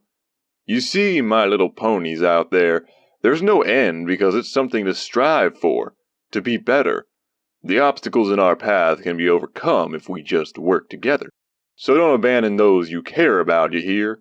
These days, that which we fight against are bigger, more obvious, and deadlier than any ponies in the past ever had to deal with. Only by sticking together can we truly save lives and make ourselves better, no matter what horrors we all must share along the way. I imagined the DJ out there in the wasteland someplace. What had he been through to know it with such conviction? What had other ponies had to withstand? How many of them had been killed outright by taint or horribly mutated beyond life? At least I was still me. It was a small comfort to be reminded that we were all in this together, no matter how far we were separated. Not much, perhaps, but enough to allow me to clutch the pip-buck close, close my eyes, and try to pretend that someday I'd be able to thank him for all the help. Weathervane had said it could be managed if I wasn't in Philadelphia. It was something. A little hope to cling to. Now, for all you newbies to my broadcast over in Philly, I figured I'd bring you up to speed on what that little mare you all saw has been doing these past few weeks over my broadcasts for the next few days. For example, did you know the stable dweller severely messed up Red Eye's operation coming out of old Appaloosa a while ago? Dropped a boxcar on an alicorn, too. So, if you had family out that way, you can rest a bit easier knowing that there's a chance they might not be headed for the hell you're in. Take heart in that mare, slaves. She'll save you all somehow. I tried to smile, closing my eyes as I imagined seeing the wall falling, of seeing Little Pip charging over with the ponies that supported her racing into the city and taking out the slavers, griffins, and those monstrous abominations of the goddess's image, the alicorns. They were the elite beasts under Red Eye's control, so far as I knew. Mute and lethal, their magic was feared by the few slaves that had ever had to directly encounter one. Usually they were seen in the crater basking in radiation or accompanying Red Eye, but for Little Pip to kill one? Well, it helped bring a smile to my face, as I fantasized that she might one day save me and all the others. What would I say to her? Would I introduce her to the others? Now, until the next time of news for you all, keep smiling, ponies. And if you see that little mare in a stable suit holding a scoped revolver, give her a little hug for me. Oh, I would. Till then, here's Pinkie Pie with You Gotta Share, You Gotta Care. My eyes jolted open. No, oh goddesses, no! Even DJ Pone3 had fallen— I got y'all. I'm just kidding, folks. Here's Velvet Remedy. Through all the pain, the horrible news confirming that my life hung by a thread, and the ongoing torment of being isolated from the life I desired outside of Philadelphia while the world kept turning without me, he had actually managed to make me smile. I held the pip-buck closer, almost nuzzling it with my tears still dripping from my eyes. I needed to hold on to these feelings. Without them, I knew where my mind went. The control tower was too vivid in my mind, too easy a route to avoid a life of pain the disease would leave me with. The stable dweller, Little Pip, she was the main source of my hope and inspiration to continue. Thank you. Brimstone's deep voice cut the moment harshly and made me wince as his tone rose to fury. You want me to go where? I had missed the majority of Brim's debate over the Rad Purge. Waking from my depressive daydreams, I found Brimstone Blitz and Dr. Weathervane engaged in an argument over payback for him whipping up a new batch of Rad Purge. Apparently, he was actually the inventor of the brand that had never really made it in the market the same way Radaway had. As such, he was now the only source of the medication. There are over 30 fucking slaves in this city that have this particular allergy, Raider. You bring her to me, I'll heal her, but I do not give away my grade A medication on a whim to some pony without any pissing proof. I know your name and reputation, great warlord. I know what you did to Ponyville. Those defenseless ponies were only trying to repair a broken town. If you want it, you've got to bring me what I need, or bring her here. She can't move. Don't you think I would have? Now make that rad perch. You know who I am. You know what I'll do to get what I want. And what? Harm me? Do that and you'll never get any and your friend will die anyway. I'm offering you a chance here. Get me the materials and I'll make some up while you're away. You won't be losing time. Brimstone looked about ready to crush Weathervane's head completely. I could see the same look on his face he'd worn against the raiders. His front hooves were scratching at the ground, itching to strike something. I heard the slight snort and growl before a hoof raised and slammed down on the workbench beside him. The thick wood actually cracked. Fine, he scowled, matching Weathervane's glare. I'll go, but if you don't have the rad purge by the time I get back... I will. Just remember, as much anti-radiant fluid as you can find, as well as the silver sphere. I know. I'll get them. This could go badly. Almost suicidally, I decided to try and intervene, shuffling across. Excuse me. All of it. I won't be adding the final ingredient until you're back. If I could just... If you double-cross me, ghoul, you will not survive this. Could we please be calm a second? Yeah. They told me the balefire would kill me too. Fat fucking lot, that did. Brimstone growled, baring his teeth as he pulled himself to his full height. I could see the anger in his eyes as he began to raise a hoof to lash out with it. Wait! I screamed at the top of my voice as I hurled myself between the hostile pair, throwing a hoof up and waving it to get their attention. I succeeded in stumbling around just enough to fall between them. Looking back up, or further up in Brimstone's case, I sighed and tried to divert their attention from killing one another. I'm lost here. What are we doing? Brimstone was the first to snort and cast a glance back at the ghoul. Fleshy here wants me to go into the crater and retrieve some of his old stuff from a pre-war research facility. Ingredients from all rad purge to replace what I'm taking. That and some ridiculous old project. Not ridiculous. Typical raider. It's a stored spell that's just short of a mega spell in potency. Okay, things were getting beyond my understanding. A megaspell? You mean like a bomb? No, a mega spell. The Balefire brand were the destroyers. This one is a healer. Basically, a mega spell is just a normal spell with a turbocharger shoved up its ass. In this case, it heals. There was a pretty tragic incident when a healing megaspell brought a zebra army back to life on its first deployment, so we were tasked with making ones that could focus on one pony at a time instead, and use less energy. Not so easy getting a megaspell to reign in its power like that. We never quite finished it, but I'm sure the prototype still works. I didn't know you could store spells like that. Normally, no.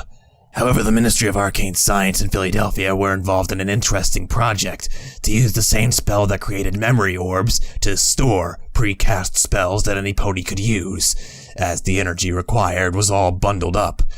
It never properly worked enough to distribute. You still needed a unicorn to direct it after using one, and they had a nasty habit of dissolving after their first use, so it was never practical. But at least it allowed some unicorns to utilize spells they didn't normally know, if only temporarily.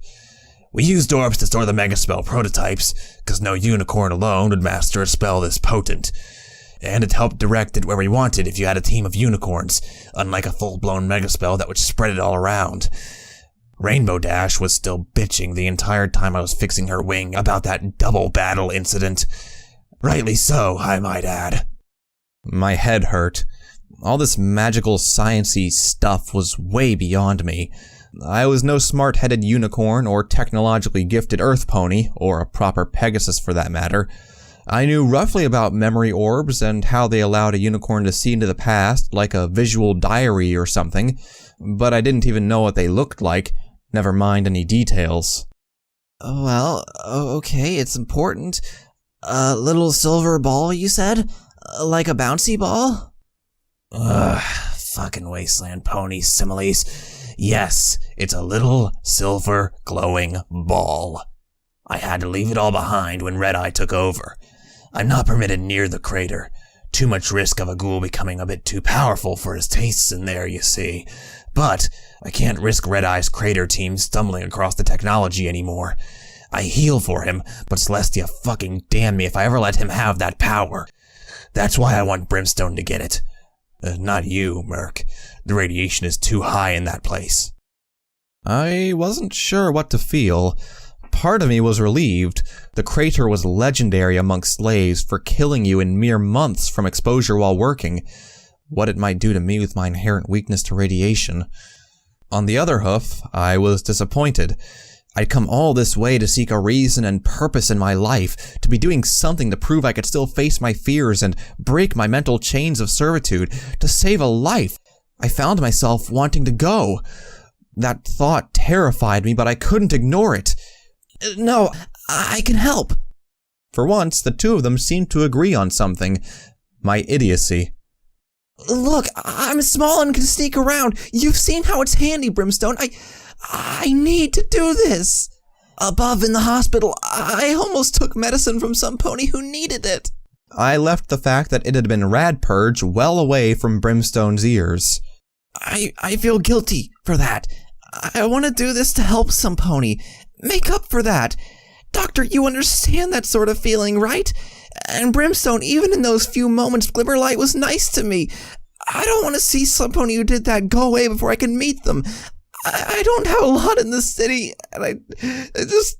Oh, come on. Why could I feel tears again? Why couldn't I ever just be brave? My head fell away from their witheringly strong eyes. Caught out, not knowing how to express my need to scratch and claw for any way I could, I fell quiet before finally muttering the only thing that came to my mind. The DJ on the radio said we all need to stick together. There was a long pause. Eventually, Brimstone sighed, shook his mane, and rolled his eyes. If you want to come, you can. Just know that you will not be my priority if I have to choose between you and Glimmer. If you get sick, you can crawl. Weathervane matched the rolling of the eyes as he turned away to his instruments and began setting up beakers and small flame burners. The times when I could hold a patient back are long gone now. If you do go, I imagine I'll be seeing you very soon, either in intensive care or an autopsy. But... He sighed and magically grabbed 2 bottles of pills to toss to us. If you're going, take this. It's Radex. It'll help your immunity levels a little. You take it too, Raider. Grab that healing potion from the far desk too. Chances are you'll need one. Fucking hell. What is it with wasteland ponies being so bloody stupid these days? The rads in there are liable to kill you in less than an hour in your condition, Merc. Just move as fast as you can or something. Still a fucking stupid move. I thanked him. Even if Weathervane didn't show it, I could see he was saddened by my choice to put myself in danger. I didn't dare ask him about it, or I was afraid that I'd be swayed to stay out of fear by any logic or frank common sense he might use to convince me. The Master had nearly broken my confidence to rebel, but the urge to save a life, to gain an ally, was all I had left to prove he hadn't completely shattered my freedom yet. If I could help in any way to improve her odds of survival, even if I had to put myself into the very environment I'd just been told was the most dangerous thing I could ever do, I had to do it. The healing potion went into my saddlebag along with the Radaway. I'd have to leave most of it at the mall to not risk carrying every piece of my required medicine with me. As Brimstone left, I turned back. There were a couple of things I wanted to ask. This megaspell, it wouldn't cure taint, would it? Weathervane just shook his head without even looking at me. His entire body seemed to slump a little. I hadn't held much hope for it doing that, but even so, I felt a painful pang of inevitability setting in again. Okay, one more question, then I had to get going. Just for my curiosity. Doctor, why do you swear so much? Weathervane turned back to me, raising an eyebrow. Son, I grew up in a world of peaceful glory and happy memories. I remember leaving my door unlocked during the day because I knew it was safe. I remember the days when you could trust any pony's word, when I could smile as I woke up next to my beautiful wife because I knew that it would be a good day. It always was. Then the war happened and all that changed. Everything Equestria stood for was torn apart by senseless fighting and death. I witnessed what we once had corrupted by those who sought to save it. You don't know what it was like, son. I saw the perfect world burned asunder by the flames. I awoke in a land I no longer recognized. Those first few years were a living hell. There were no settlements like now, no factions or groups, no trade. It was every pony for themselves, in the most brutal chapter of our entire history, amidst the baleful, still warping and burning what was left into devastation. Ponies gutted one another for anything. Violence was the only answer. Even after seeing our world scorched, we still fought.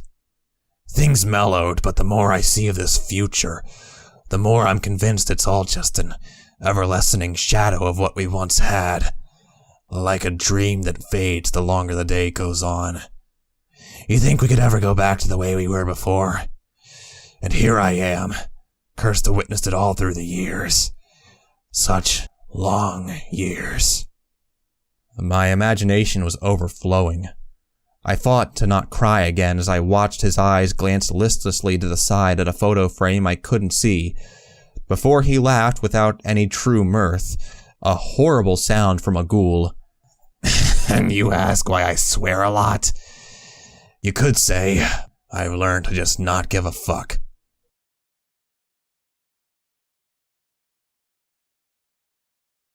I had thought Brimstone intended to go to the crater, but to my surprise, he led me back to the mall.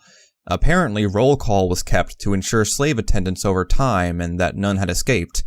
As such, a pit stop was required to ensure search teams didn't go looking for us. Brimstone had returned to Glimmerlight to watch over her. Since returning and pulling the door shut again, he hadn't left her side. He didn't even do anything other than just sit and silently stand vigil over the sickened mare in the amber light of their old gem lantern. I, meanwhile, had returned to my journal. Getting back to it had given my pained heart a little spike of joy. I even hugged it, as I immediately fell into its comforting unreality to keep my mind from settling on the medical condition being diagnosed. Maybe if I could just forget about it enough, forget that I was going into a place that would probably destroy my immediate health. Nosing open the pages, I took up my charcoal and began to sketch. As much as I considered Little Pip's intervention my moment of awakening, truly the first indication of it had been when I drew for myself. That had opened my mind to possibilities beyond what I was told. I'd once drawn what my subconscious told me to. The walls had been closing in all my life steadily. The good little slave who simply did what he was told. Now, I drew for myself. By drawing, I forced back the walls that threatened to overwhelm my sense and beat me back into line. It was my way of staying free, to sketch the things I wanted and take comfort in the freedom of expression, probably the only true freedom I had. Imagination flowed through my mouth holding the black writing tool and onto the yellowed parchment as flowing lines began to piece together the shape I knew they would. I wouldn't enjoy the result, but I needed to remind myself of this forever. A pony's head, yes, but all mostly covered by a blanket, loose hair from braids and a ponytail. I sat back, thinking and looking over at Glimmer, shivering from her illness. She clearly wasn't going to last much longer. A pang of sadness flew around my mind at imagining her dying after having gone to these lengths. Immediately afterwards, I looked back at the drawing and saw the mare from the hospital. I'd drawn her curled up, eyes clenched in pain as her own sickness reached the same point. It hurt to look at, to know it was immortalized in print, but I needed it. I needed that reminder to keep myself in line when I got too desperate. What if she had some pony she cared about out there trying to help her as much as I was trying to help Glimmerlight? How would I have felt if some pony had taken Glimmer's last hope? I had become a thief to help myself survive as a slave. I'd stolen from ponies who I felt deserved it. This time, I'd come dangerously close to falling to the other side. I'm sorry. My hoof patted the paper lightly, and finally added in the caring nurse bringing the rad purge. No, I drew the line at harming others to get what I wanted. If that was ever the price to get out of Philadelphia, then it was much too high a cost. My lungs ached and convulsed. Only barely in time I got my mouth away from my drawing before coughing all over the floor. Despite it all, Weathervane's healing had helped for now. The cough was harsh, but held none of the burning that signified true danger. Combined with his Radex, perhaps I stood a chance after all. Getting to my hooves, I slid the journal into my saddlebag and turned to Brim. How long till roll call? 15 minutes. If you aren't back in time, I'll go alone. So much for saying I was about to go out for a bit. Clearly, Brimstone guessed ahead when he could, but then that was probably pretty important to be a raider warlord. I trotted out into the mall, finding most of the raiders were asleep or off on work detail. Glancing upward at the balcony overlooking the shop area that acted as our pen, I wondered just how to justify to Protégé that I'd figured out about the illness. The entire area was pretty dark, so much so that I wondered if it was nighttime. In Philadelphia, it was easy to not quite notice sometimes the difference between heavy smog cover or a true night. Heavy shadows drew odd lines across the mall from the skylight above, while slave pens were voids of black mystery to my eyes. Did they contain raiders? Normal ponies? Oh, so much for the little sneaky pony. I froze. I knew that voice. Where had I heard it before? Carefully, I looked around. The only ponies in sight were sleeping or wandering at the far end of the hall, near to one of the secondary lines of shops that went away to either side of the main area, but they were almost 70 meters away in the giant space, too far for that sound. What's the matter? Can't see me? I'm most disappointed. How about this? I felt the touch of cold steel around my neck. I was shaking again. Why did I always shake? Why couldn't I just be brave like Little Pip or something? What do you want? You to not scream like the little filly you are. Like before when my boys had your wing. Now turn around. I want to speak properly. A raider, but this one sounded, well, not well spoken, but clearly more intellectually capable. The only reassurance I had was he wasn't killing me immediately. I turned. He was standing right behind me. Where had he come from? In the last couple of days, I'd begun to feel a little happier about my ability to sneak around, but this was something far beyond me. He was a unicorn clad in shredded black leather with a dark blue coat so close to black it almost matched his clothing. His long mane was a dark gray, almost black itself. No wonder he'd blended in so well. He was just off black enough that you might pass your eyes right over him. What shocked me, though, was his magic. The glow around the small scrap-craft knife was black and almost entirely invisible. There we go, little filly. I think I'll call you that. Seems to suit you. You ain't strong enough to be a buck. I mean, look at me. I get by through being a sneakier bastard than any pony, and even I look like the old warlord compared to you. Now, I'm not gonna talk long, so you best listen. As I hear, you can do that well. I gulped and nodded. Internally, I was praying for Brimstone or Protégé to appear. This stallion was terrifying me. What was that on his cutie mark, a loop of razor wire? My name's Barb, filly. Used to be one of the warlord's big four, until he went funny on us.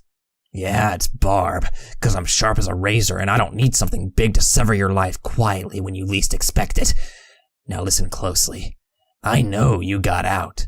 Simple, really. You went out an air vent and came in again through the shop. I was watching. I'm more patient than that old bastard ever was, so don't try to claim otherwise. But it's nice to see some pony like you trying to walk the path I did. stealing and sneaking to get by. I highly disagreed about the path, but for the preservation of my throat, I nodded. So let me cut you a deal. I'm gonna admit to you something here. Shackles thinks I'm an informant for him, so I'm in a good position in this here place. I feed him what he wants to hear about us raiders, but he doesn't realize we aren't just mindless idiots. Some of us, but not me. The informant. I knew I'd recognize that voice in the vent. That's all you get about my long-term goals for now, Philly. But let's talk about my deal. You want to be sneaky. I'll teach you how. You get me supplies to make explosives from out there back in, and I'll reward you with survival skills.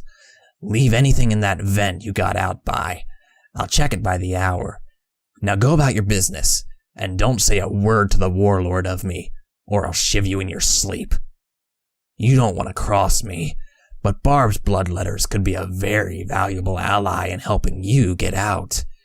You'll benefit. Shackles may be your true master, but I'm the master of the shadows, and I am the most absolute peer you will ever need to know in our field of talent. And let's keep it a secret between us two, I shook as I tried to process all this. So many ponies wanted some things in Philadelphia. Why did they keep demanding it of me? Why did I have to be the weak one they all saw as easy prey to bully into doing things? I'd rather just not get involved. No thanks, I stammered, gulping. His eyes narrowed as he leaned closer. His voice took on a darker, more aggressive tone. I wasn't asking. Barb seemed to melt back into the shadows as he grinned at me, his oddly white teeth being the last thing to disappear as he once again became one with the darkness. I'm afraid this isn't the best time, Merc. Protégé was speaking quickly as he cantered back and forth in his office with urgency. I sat on the floor amidst his activity, watching somewhat amazed at how coordinated his telekinetic abilities were at knowing exactly where everything was in this mess of an office. I hadn't wasted time coming here. Barb had lit a new fire of terror in me. What was I supposed to think about a pony who even I couldn't hear coming, and who was forcing me to steal for him in return for tuition at theft and creeping around in return? The skills could come in handy for escaping, of course. He wanted to wreck Red Eye's operations? Well, that was fine by me. If I learned how to sneak by the wall in return, that was fine too. But he was one of Brimstone's old raiders. I hadn't trusted him at all, and so I galloped towards Protégé's office as fast as I could, sticking to well-lit areas. It hadn't been hard to get to him.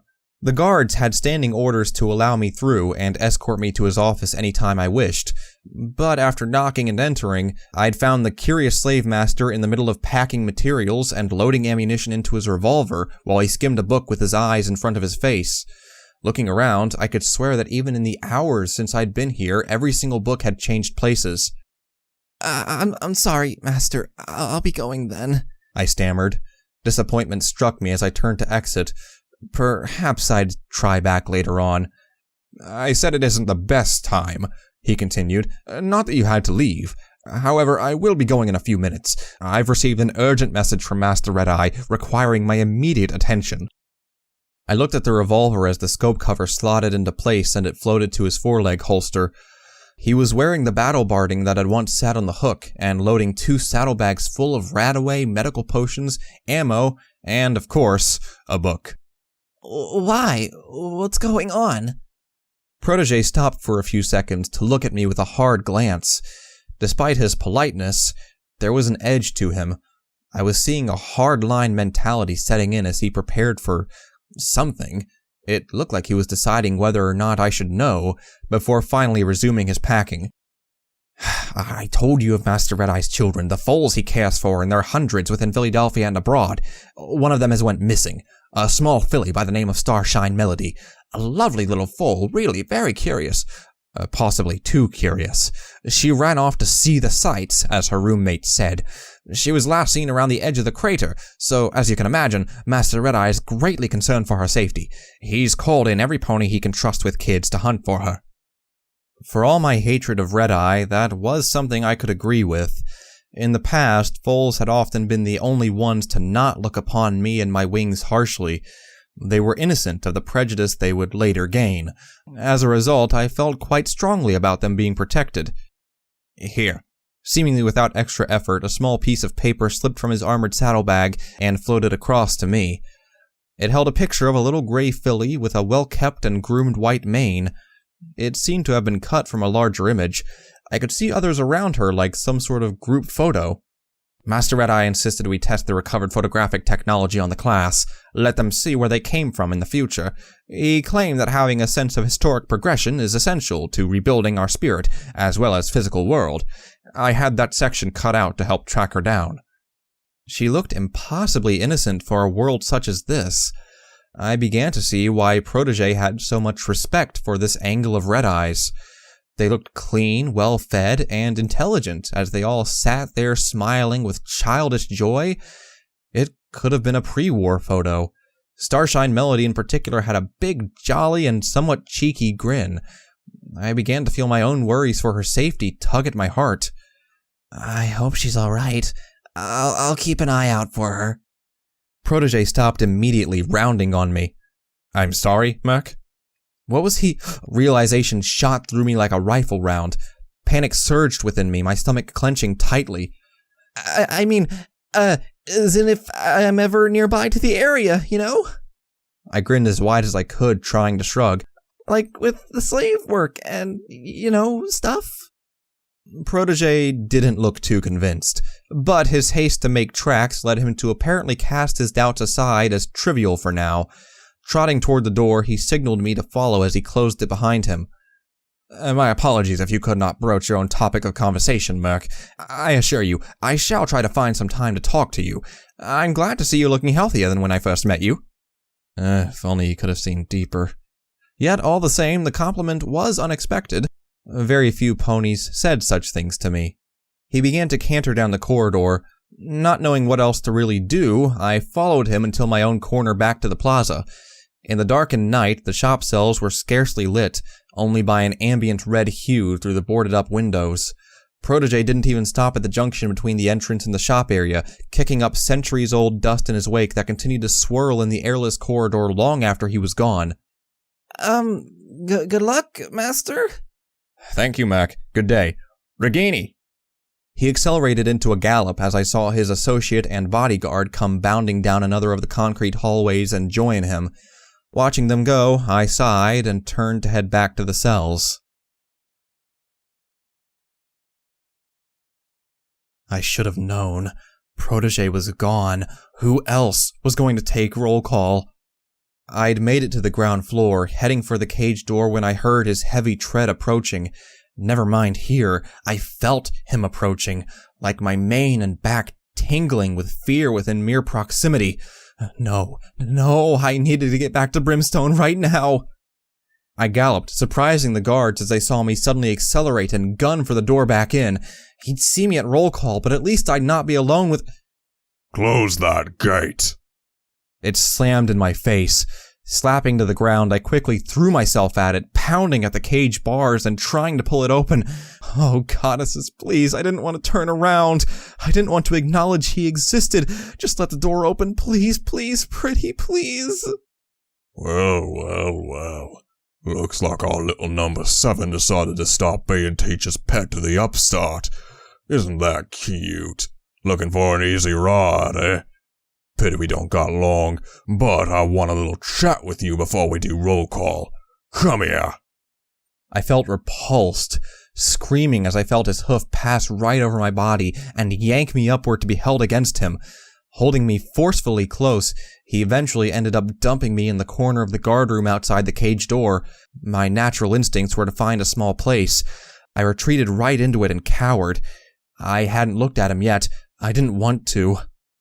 I'd fallen right into what he'd known I would do. With sadistic glee, he trotted forward, his huge bulk filling my peripheral vision as I was backed right into the corner. He kept moving forward, far closer than I had any real pleasing of. Any pony outside would have barely seen me in the corner below him. So you survived the raiders. Good, good. I can see I'm gonna have a little more time to properly break you in, shall we say, number 7. You'll understand the chains that bond you soon enough, all over again. Yes? Yes, what? His hoof slapped me around the face so hard my skull cracked off the wall. I felt that tooth loosen again after Weathervane had just fixed it. He was my master. That tooth was beginning to become my recurring reminder every time he struck me for being disobedient. It made my eyes water. Or was that with fear? I didn't know. I just curled away from him as best I could, shrieking what he wanted to hear. Yes, master! You tried to escape me once. That won't happen again, will it? No, master. At this point, in this situation, I couldn't say otherwise. Try as I wanted, I couldn't beat the slave I was born to be from forcing itself to the fore and controlling me while he was around. Good. No point in running away from those closest to you after all, is there? He laughed sickly right into my ear. I still hadn't looked directly at him. I kept trying to picture my drawings. Please, anything but that face so close again. I suppose I mean a lot to you.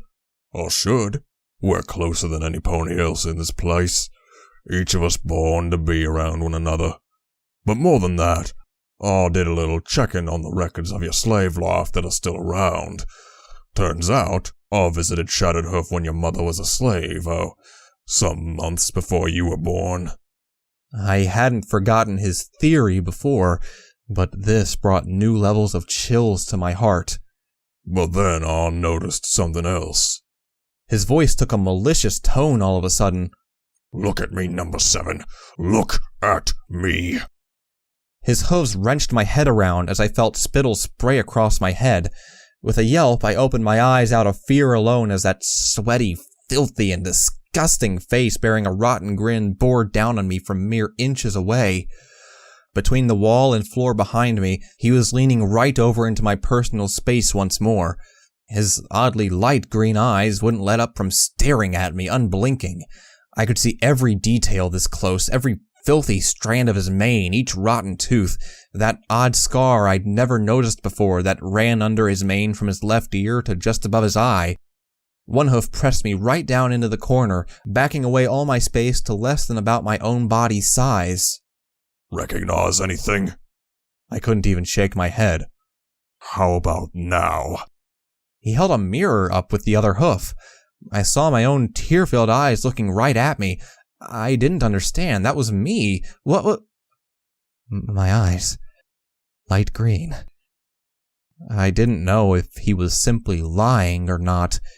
He could have been making everything up, for I had no way to tell, but as he drew the mirror away and I saw the color, shape, everything remained almost exactly the same. I couldn't help feel a sick sense of belief in what he said. Through that moment, through him laughing in my face and roughly hurling me back in the shop pen, I had to actively force myself to believe he was lying. I had to. If I ever started believing that he was truly linked to me somehow, I'd never be able to escape his chains ever again. But those eyes were imprinted on my memory for the rest of my life. I knew that any time I ever looked in a mirror, I'd see him staring back at me. Even if I somehow got away, left Philadelphia, left Equestria, he would be with me every step of the way. The master trotted in behind me.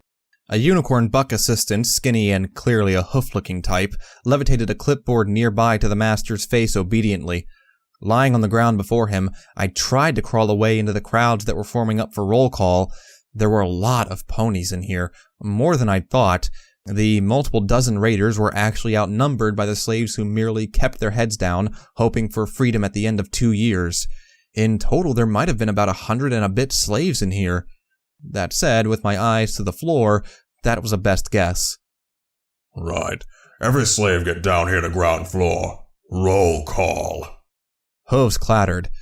The master hadn't threatened them. He didn't need to. Shoved around by slaves seeking to not be the last there, I was knocked from side to side, trodden on, or simply bucked out of the way. These ponies didn't care about stamping all over a Pegasus to get by.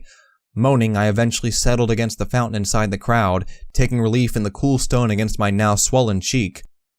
Settle down. Now, we've expanded our numbers since yesterday, so we're gonna do this a little differently. Holding my breath, I could only imagine this was something to do with me. Earth ponies, get on the left hoof side there. Get separated from the hornies. A vast swath of the ponies here, perhaps more than half of them, all began shuffling over to the far side away from Brimstone's area. I saw the reluctant warlord stomp over himself, eyes never once leaving the entrance to where I knew Glimmerlight was no doubt still resting. If any raider dared go within a few feet of it, I could only imagine the imminent violence. Indeed, I saw a few raiders bearing injuries snapping and snarling at him as they found themselves beside him. Unfortunately, I could see where the master was going with this. Unicorns, get on the right. Come on, hurry your horned selves up. A near stampede of the remaining ponies rushed to the right hoof side and lined up like an opposing army to the earth ponies. Those limping on injuries or rotten and wasted limbs staggered after them. I was alone next to the fountain, a million miles from any feeling of being hidden. Crouching still, I hid next to the fountain wall from at least one side. I was clear enough, he couldn't want me to— Pegasi, get yourselves into the center, into the open area. Despondently, I cast my eyes around, hoping against all hope that I'd see some pony else wander out to join me. Someone that would share the obvious charade of a roll call to be displayed before every pony else. Please, some pony else move! A movement caught my eye, some pony moving at the side, or was it— just some pony staggering while in the grip of a fever. I was alone. Come on, all Pegasi, get out here. He could see me, but he wanted me out of hiding, visible. The entire mall area was now silent, other than the tiny pitter-patter of my hooves as I stood and trotted with my head down in front of every pony else.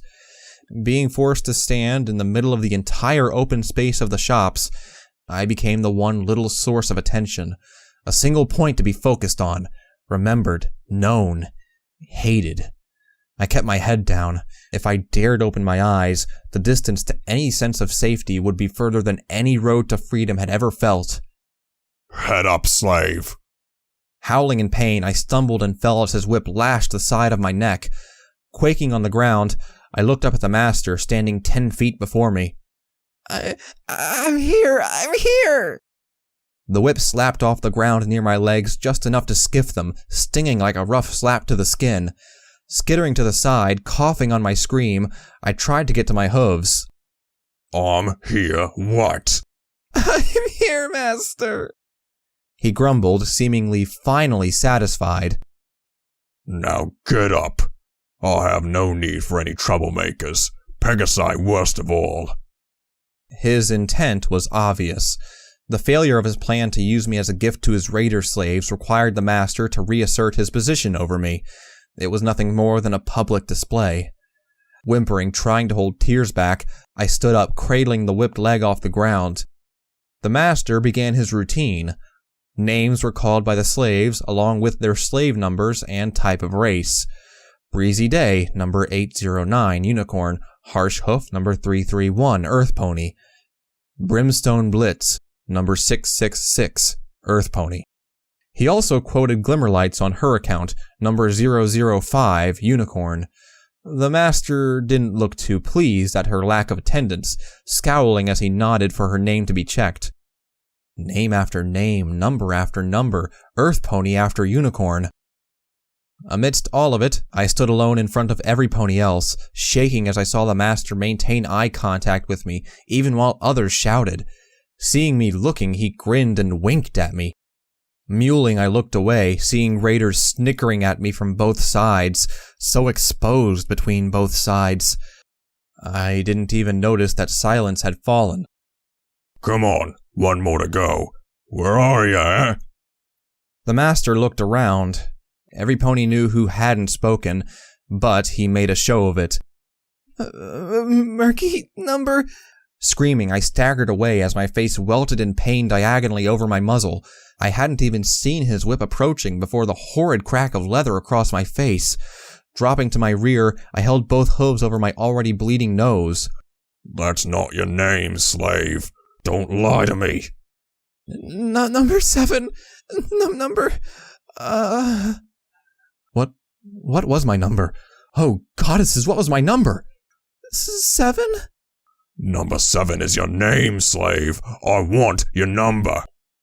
The whip landed close enough to just wisp harsh air near my face again, making me fall over backwards in shock.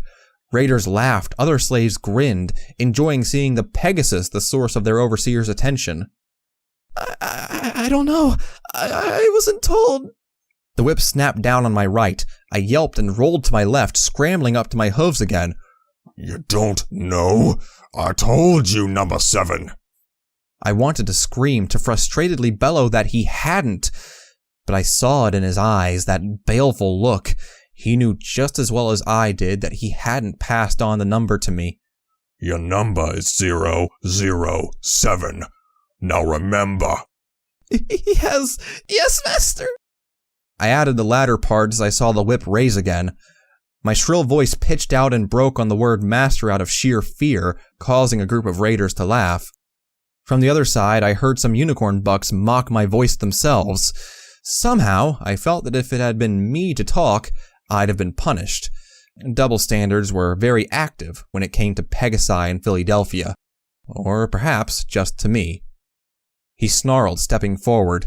Now, repeat it. Number 7. Good. We have progress. The surrounding slaves and raiders lit up a small snicker with him, taking their cue well. Number 007. Very good. We'll make a little obedient slave out of you yet. Now, last part. Come on. My voice almost sighed as I spoke. Pegasus. What was that? Speak up, number 7. Pegasus.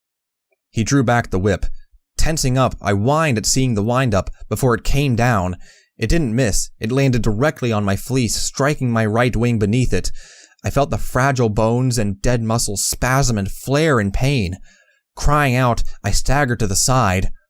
I said, speak up, loud and proud, so that every pony can hear. Twisted genius. Loud and proud. The feeling many ponies in here had about Pegasus attitudes. Arrogant and self-centered. The master, he knew exactly what he was doing to me. I took a breath, the whip looking all too likely if I didn't. Tears in my eyes, I closed them and shouted to the skies above, the ones that would never hear me to answer or come down to aid the one Pegasus had lost. Number 7! Number 007! Pegasus! Master! He mockingly looked impressed, before grinning and chuckling. Oh, how proud you are, eh? Well, get used to being down amongst us land lovers here, slave. Back to your dwellings, all of you. The slaves moved. Brimstone headed directly back to watch over Glimmerlight without so much as a glance at me.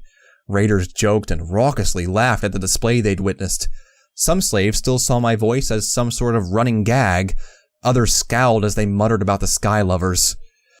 Alone, I just lay down on the spot as every pony whirled around me on their own ways.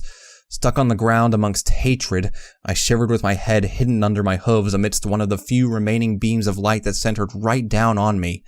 It cast a spotlight upon me, one that held me alone from the entire darkened nighttime mall. I didn't care. I'd already been held out on show enough that this was nothing for them to see me upset. I didn't even dare move, until Brimstone finally returned to lightly nudge me and signal that we were leaving.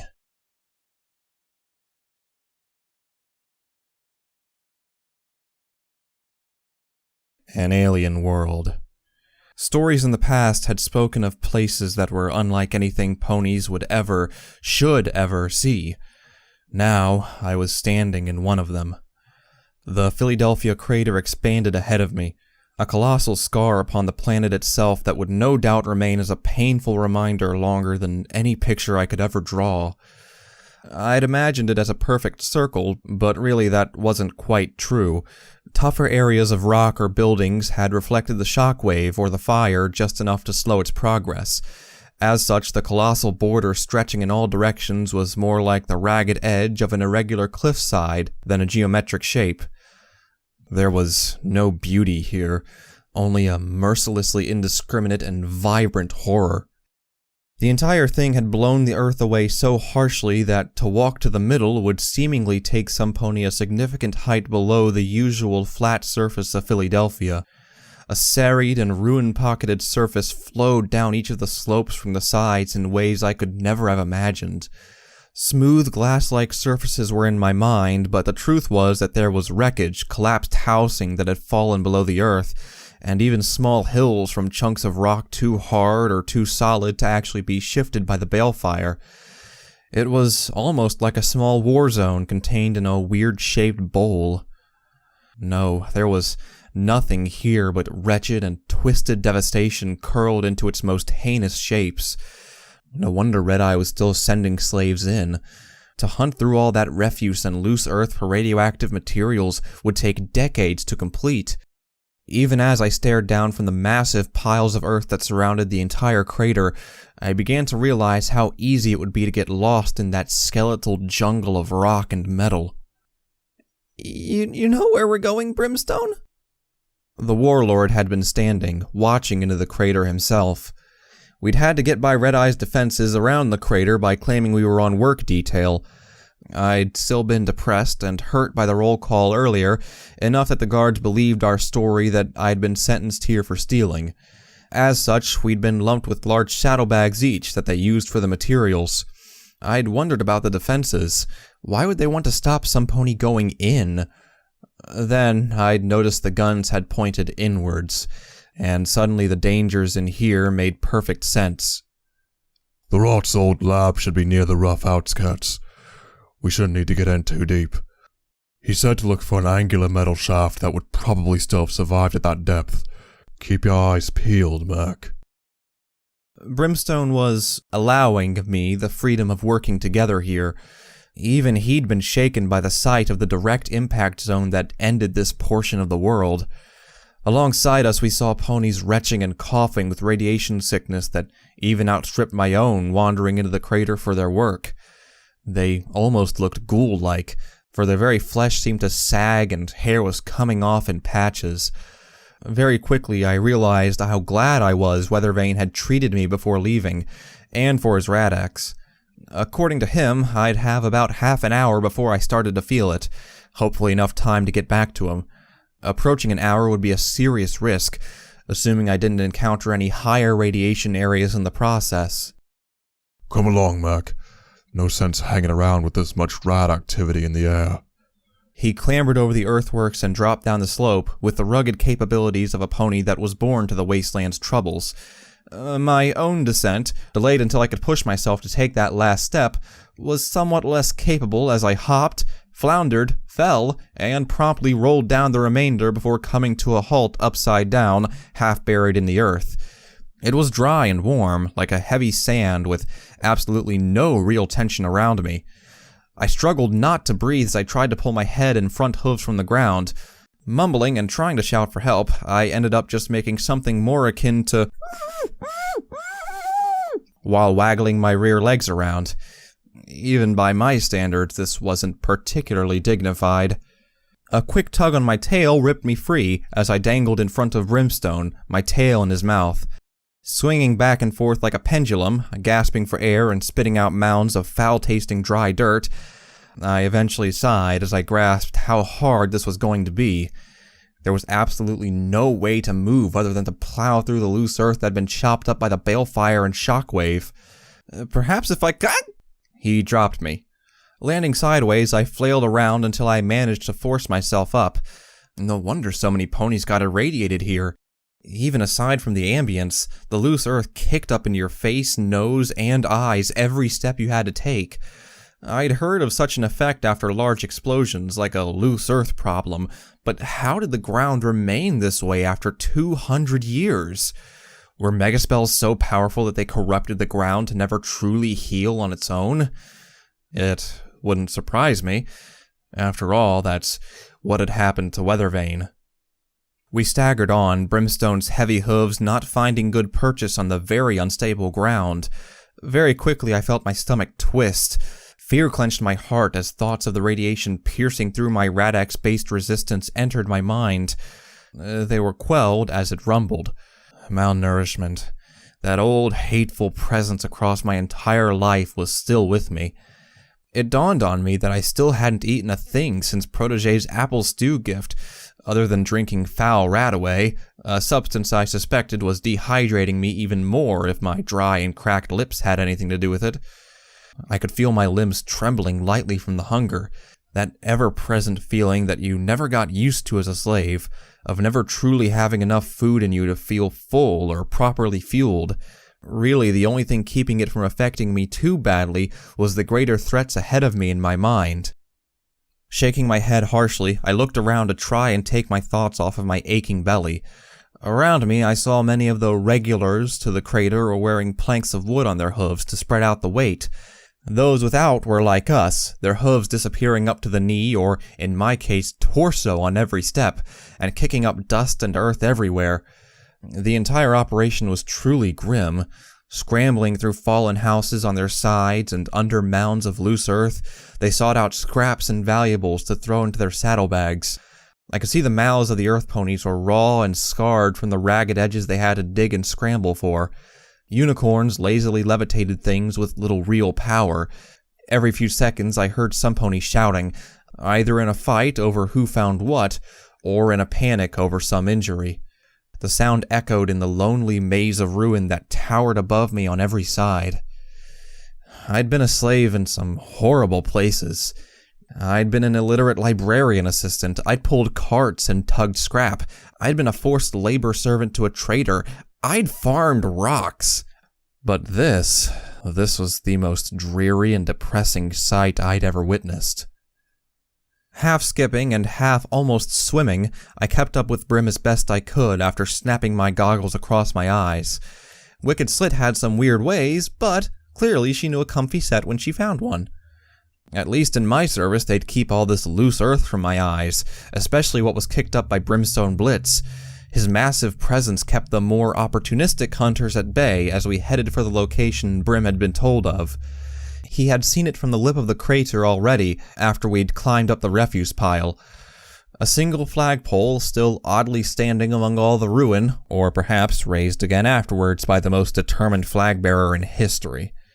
No pony would think anything of it but for an oddity, but according to Weathervane, if we looked for a small formation of little rocks, the entrance would be nearby as a hidden underground metal shaft. It seemed close.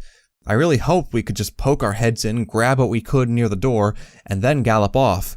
We were about 5 minutes in of my 30-minute limit before Radax would begin to wear off, and I'd start to suffer at a vastly increased rate. That thought still clenched at my heart. Given a moment of hesitation, I might lose my nerve and gallop for the exit. What was I doing here? Brimstone probably didn't really need my help, and I still had Barb's offer, right? But I couldn't. I'd made my stand.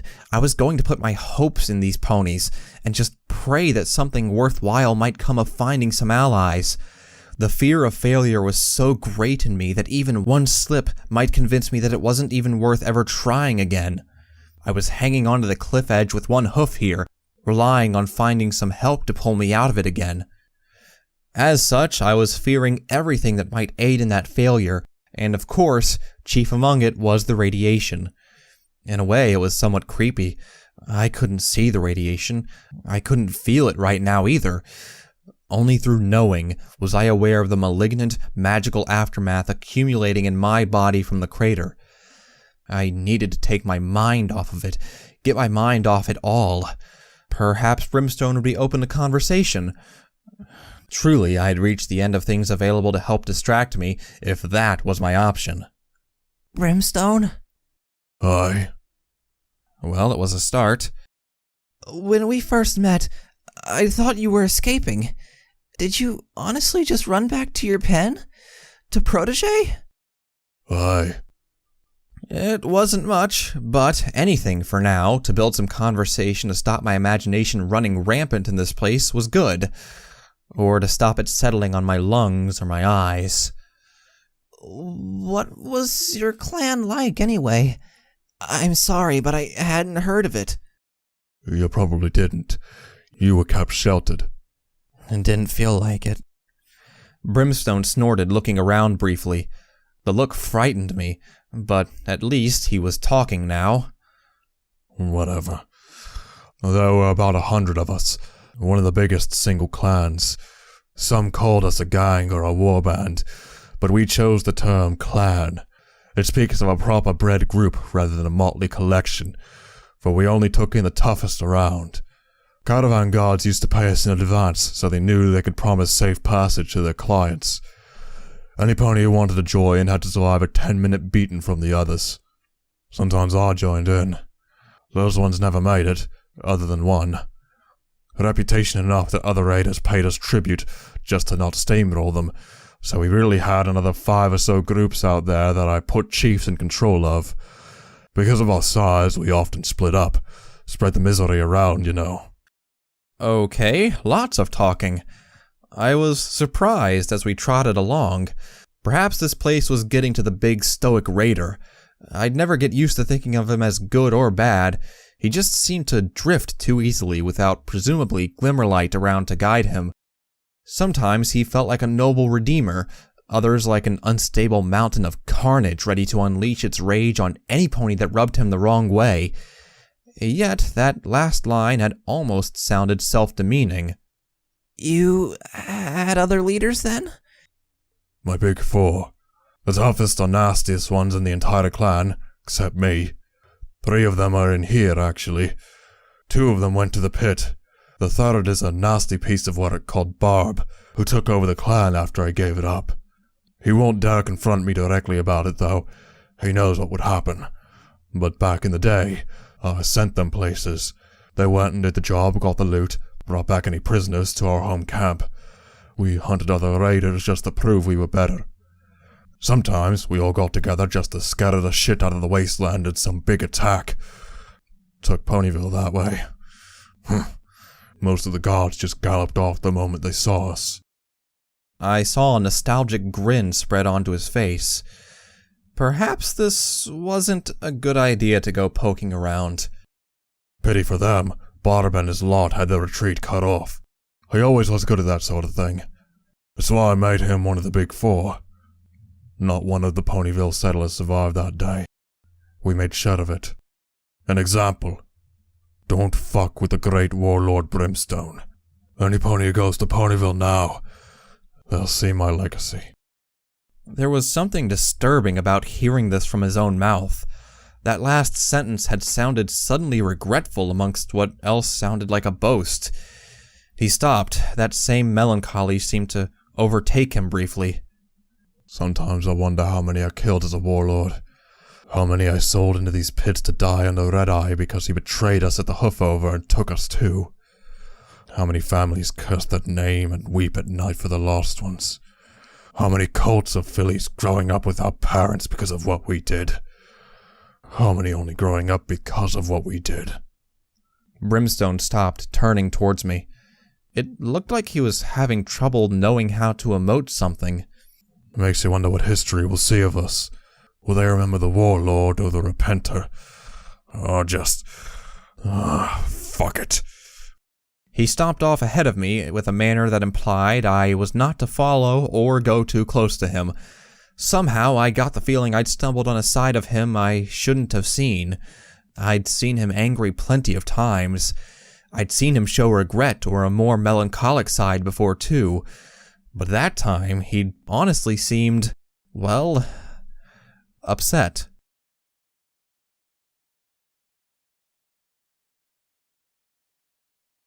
Get away. This is my scavenge spot. I find stuff here, so you go away. Go away.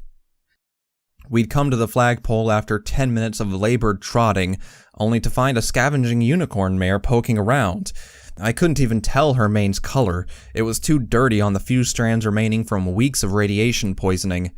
Her bony-looking pink body only seemed to be in a worse state, while her cutie mark of some meat on a stick was almost obscured by scars.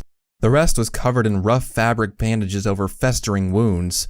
She was waving a chunk of rebar at Brimstone after he'd entered, her eyes full of panic and seemingly well prepared to attack out of sheer desperation. Brimstone was less than subtle about how he dealt with the problem. Move away now, that same rebar will cave in your head. I have no time for this.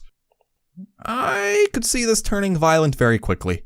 Even I could see the mare wasn't thinking straight. She was just terrified. I knew what it was like to live under the ticking clock of rad poisoning. Hastily, I moved toward Brimstone. His mood had been slowly turning from regret to anger. Whether at himself or the situation, with Glimmer, I couldn't tell. Look, let me talk to... I said move, mare. She shook her head, body shivering and eyes far too wide. I said you go away. This is my place. It has the scrap I need. I've almost done my months. Just 2 more weeks, I think. No pony's ever done it. I think I can. I know who you are. So go away, warlord. You brought me in here. You won't take my work for freedom away from me. Get back. I moved over, hopping onto my rear legs and placing my front 2 on Brim's upper front leg to get his attention. She's just scared, Brim. We don't have to... Enough of this.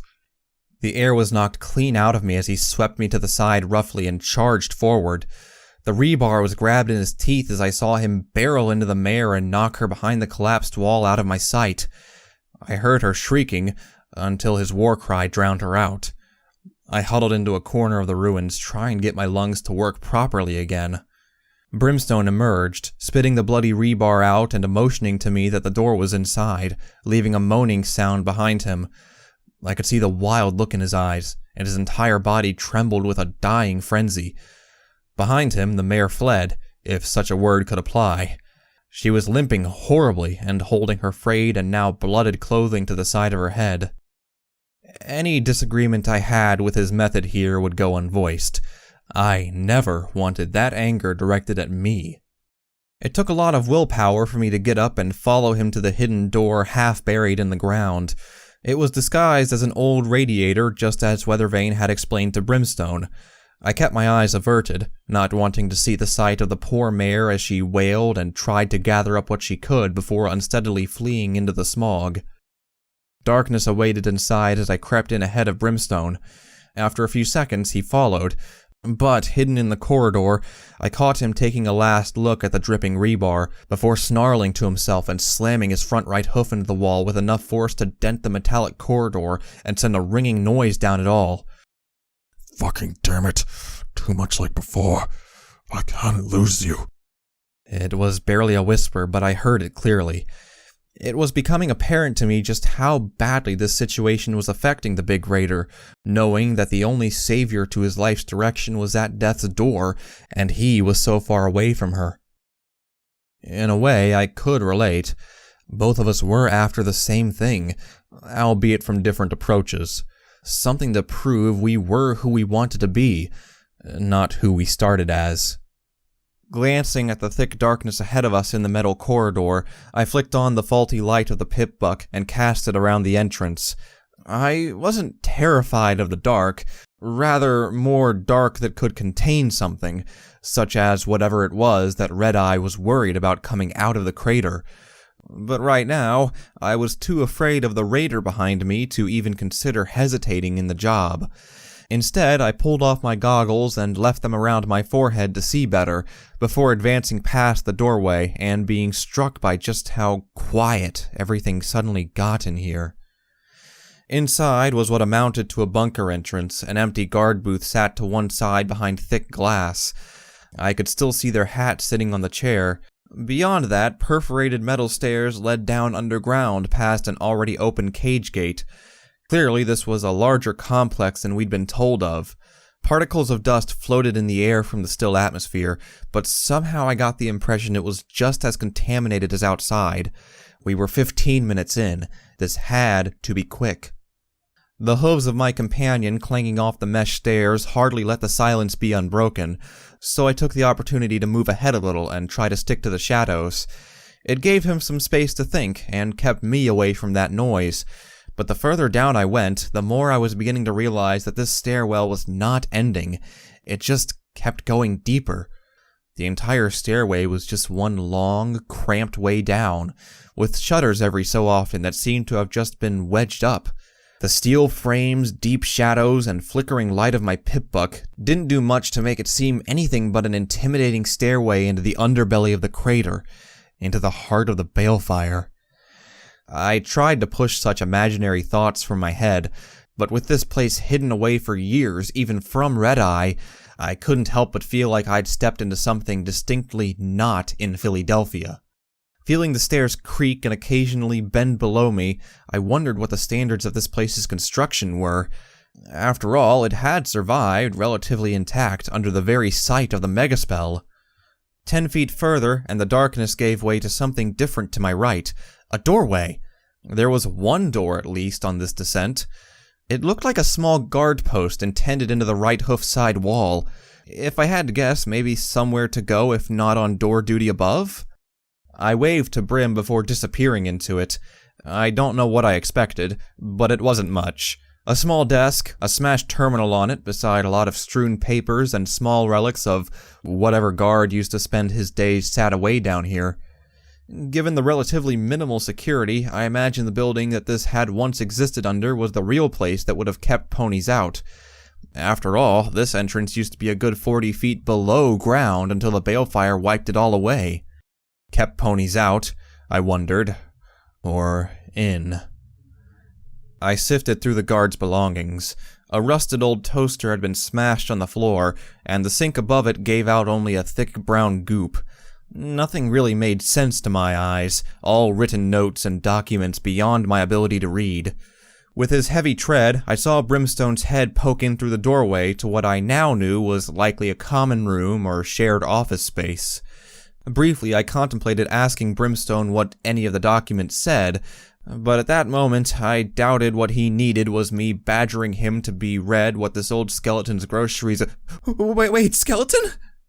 I flipped. I hadn't even noticed him, but letting out a terrified yelp, I made a dive over the desk.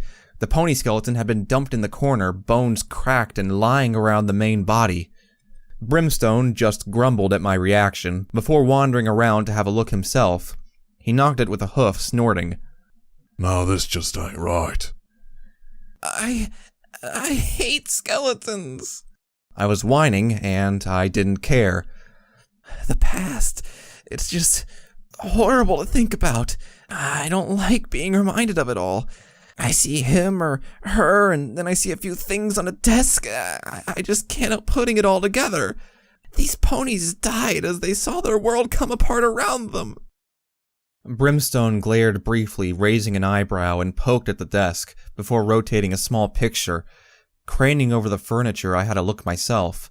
On it was a montage of 6 images stapled together. Each showed a buck standing with a toothy grin beside a mare. Weren't those the same ones on the banner in the mall? Yes, they were. Pinky was there, her eyes staring at an odd angle out of frame. They were looking right at me from the way Brimstone was holding it. I shivered at the uncanny coincidence before he pulled her glaring eyes away. I could swear they followed me as the angle changed. "You want the past? This is it. This idiot believed in them, but from all I've heard, discovered, and seen over the decades, they were the idiots who messed it all up. Put their hooves in places they shouldn't, made things that never should be, and meddled in magic and technology ponies never should have touched. I don't know the details. Few ponies do. But at the end of the day, it was under their guidance and leadership that the world ended. Too optimistic, too stupid. The world wasn't the perfect paradise, you see, Murk. These ponies ruined it, with their so-called ministries." I peered at the others. One was clearly the rainbow dash that Weathervane had mentioned, judging by her mane. I saw the medical poster one too. She looked surprised at the buck grinning for a photo with her. How could she have caused anything? I surmised that perhaps the others just did things. Pinky, probably. That yellow and pink one was too nice looking to do anything, I was sure of it. That buck really loved them, didn't he? foolish idiot. But that isn't a him lying here. His back hoof tapped the skeleton, nudging the skull to fall to the floor. I winced before turning back to the raider. He nodded at the skeleton. That's fresh. No cobwebs. No mold. Some pony died down here within a week or so. Wasn't it rat poisoning before you go on that theory? I blinked as he wandered out of the room. Why? What tells you that? Rat poisoning doesn't it crack your bones in two for marrow, Merc? I felt every hair on my neck stand on end as the shattered leg bones suddenly made horrifying sense. Backing away into the corridor, I averted my eyes and shook as I leaned on the wall. I might have cried for them, but my attention was instead drawn by an all-too-familiar sound. Beep. I was getting used to it. I didn't jump or even squeal from the sudden noise. Well, perhaps a little hop, and maybe a squeak. Beep. Brimstone's harsh glance looked accusingly at me as my pip-buck began to blip and beep. I'd turned off the sound. How in Equestria had the dial turned around again? Was it on automatic? Sighing, I turned it back down to a level that only I might hear what the apparent automated audio diary had to say. Sundial scores! Sorry, wanted to try opening one of these things a little excitedly. Oh boy, is that gonna sound embarrassing when I listen back to it or what? I couldn't stifle a giggle. After today, after all that had happened in my life since the pit, I couldn't help but enjoy Sundial's more innocent times. His worries that someone might laugh at something he said. What a world when that was your real concern. Not like mine. So, basically, yeah. I asked her. Oh!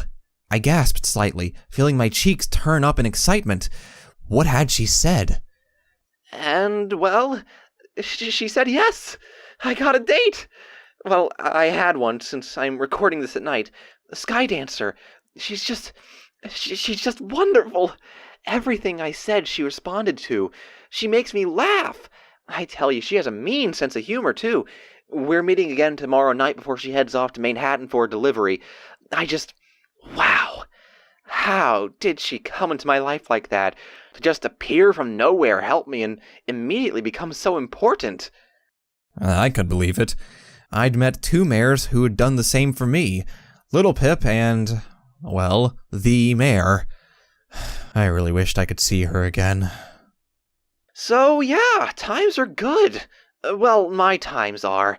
Equestria-wide, not so much.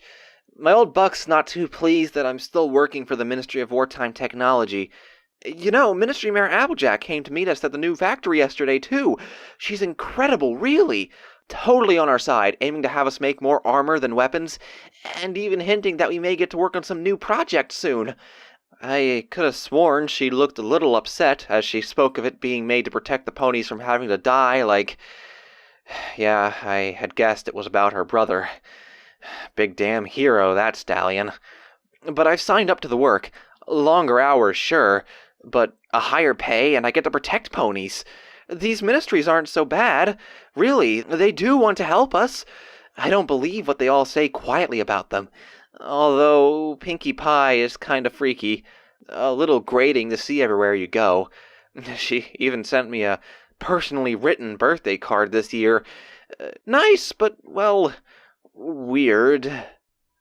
Conflicting reports, but between a lovely young buck in Equestria of old and a borderline psychotic raider trying to drop the habit of anger and killing, I knew who I would trust to believe. I sensed Sundial and I would agree mightily on the merits of being watched forever by Pinkie Pie. And just to end off, I kinda need this higher pay. I decided to start saving now. If Skydancer and I become a, thing, well, some pony has to be able to pay for a second stable ticket, right?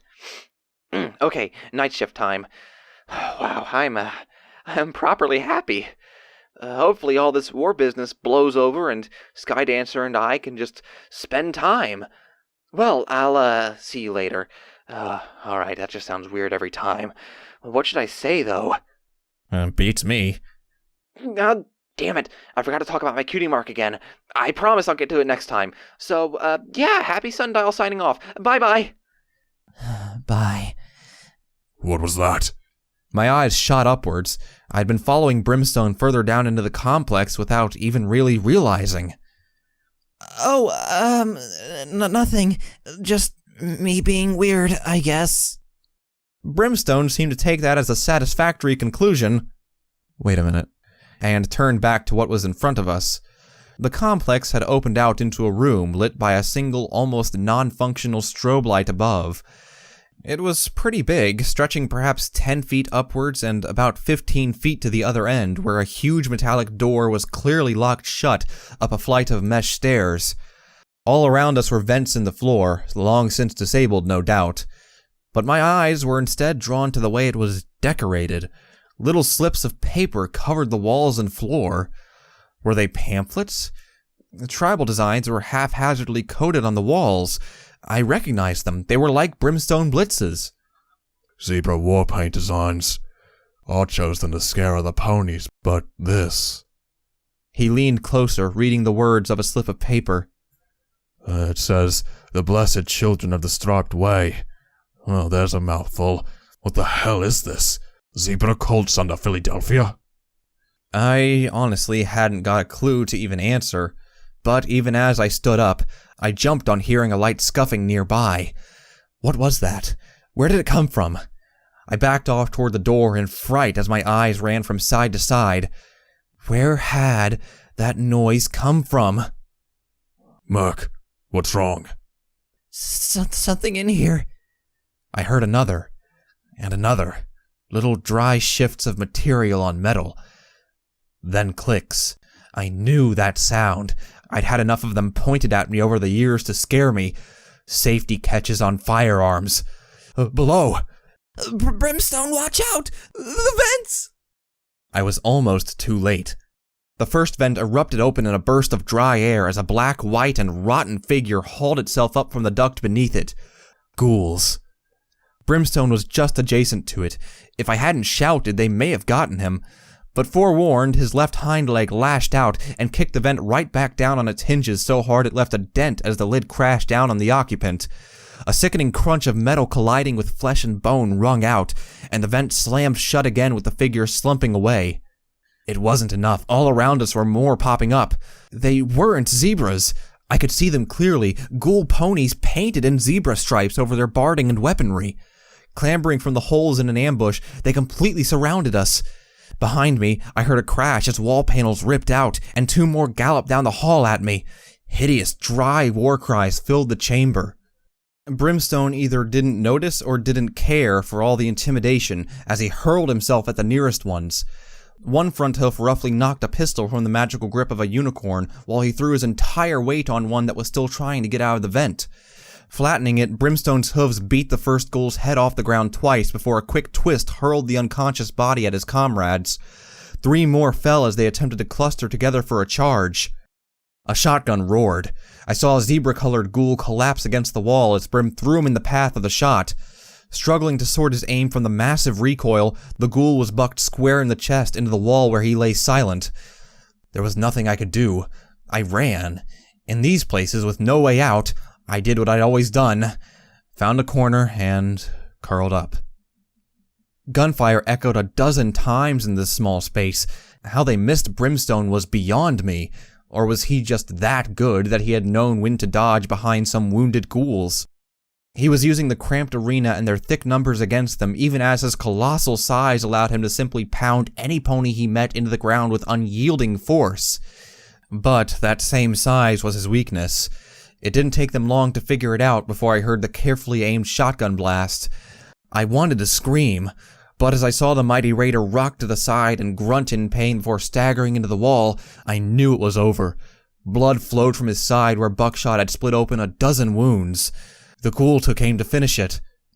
A flare of green magic flew across the chamber, striking the ceiling and lighting everything with a brilliant emerald haze. Under a trickling of molten metal from the searing wound in the roof, the ghouls turned in shock before backing off immediately. I just screamed and hit the floor. Whatever that was, it was one intense weapon. Stay your judgment, my children. A ghoul, a unicorn buck by the looks of it, bearing black and white robes. Straggly, dyed white hair fell in single strands from his head.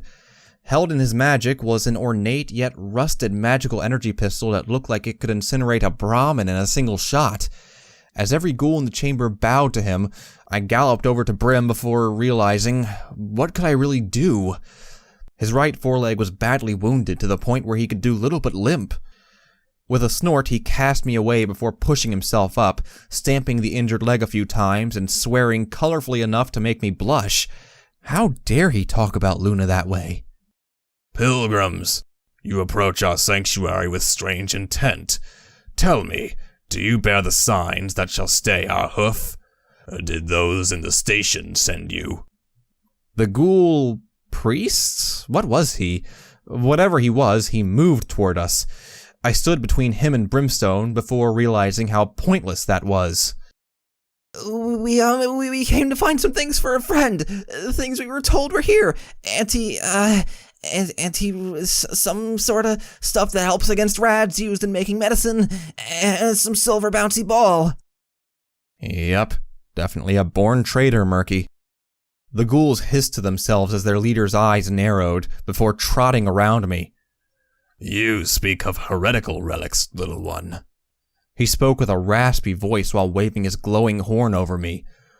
It is good you survive, for they've brought us a gifted one. You are blessed. He must have seen my confused look. Blessed? Clearly, he had no idea about my life. Before I could voice my reasons, he continued. I speak of the gift within you that I can sense, an ever-expanding source of the great striped blessing. Wait, the stripe-head blessing? Inside me? It took a few seconds, but even my brain began to piece it together, only for Brimstone to voice it first. You idiots believe the zebras blessed you with radiation. What a load of... Yes, warrior. Did we not once worship the sun long ago? The zebras brought many suns to eradicate the misery we had become in the shadow below the moon of nightmares.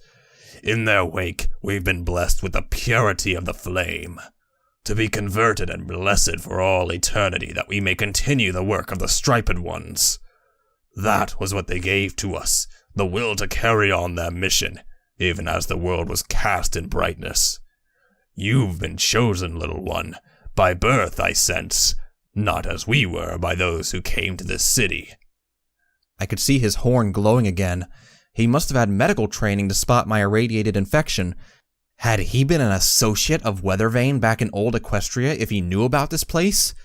I glanced at Brimstone to check his condition, but much to my surprise, barring the injury holding him back, the big raider seemed to be fairly calm and conscious. Judging by his scars, I could only assume he'd been through worse in his life. Look, we can take those heretical things off your hooves, no trouble. No, they are a reminder of our past, little one.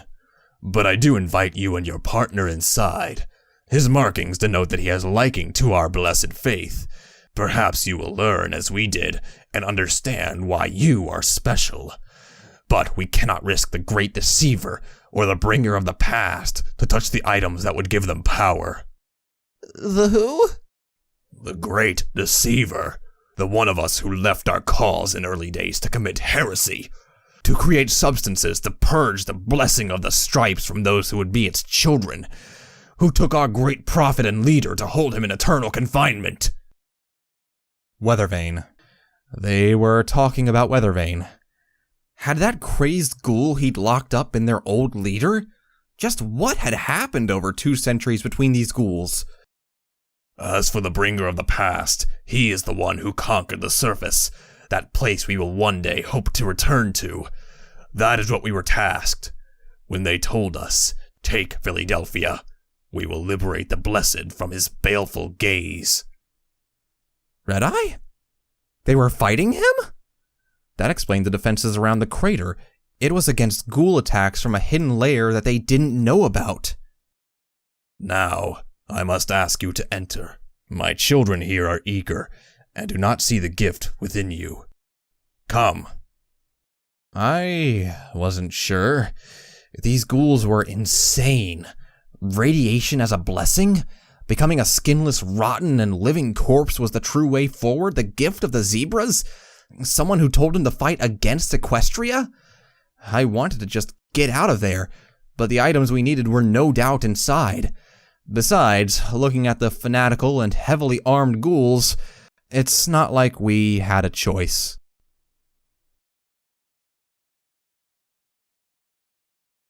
I genuinely hadn't expected it. My mind had imagined cold, hard metal labs and a layout similar to the chunks of stables I'd seen in Red-Eye scrapyards.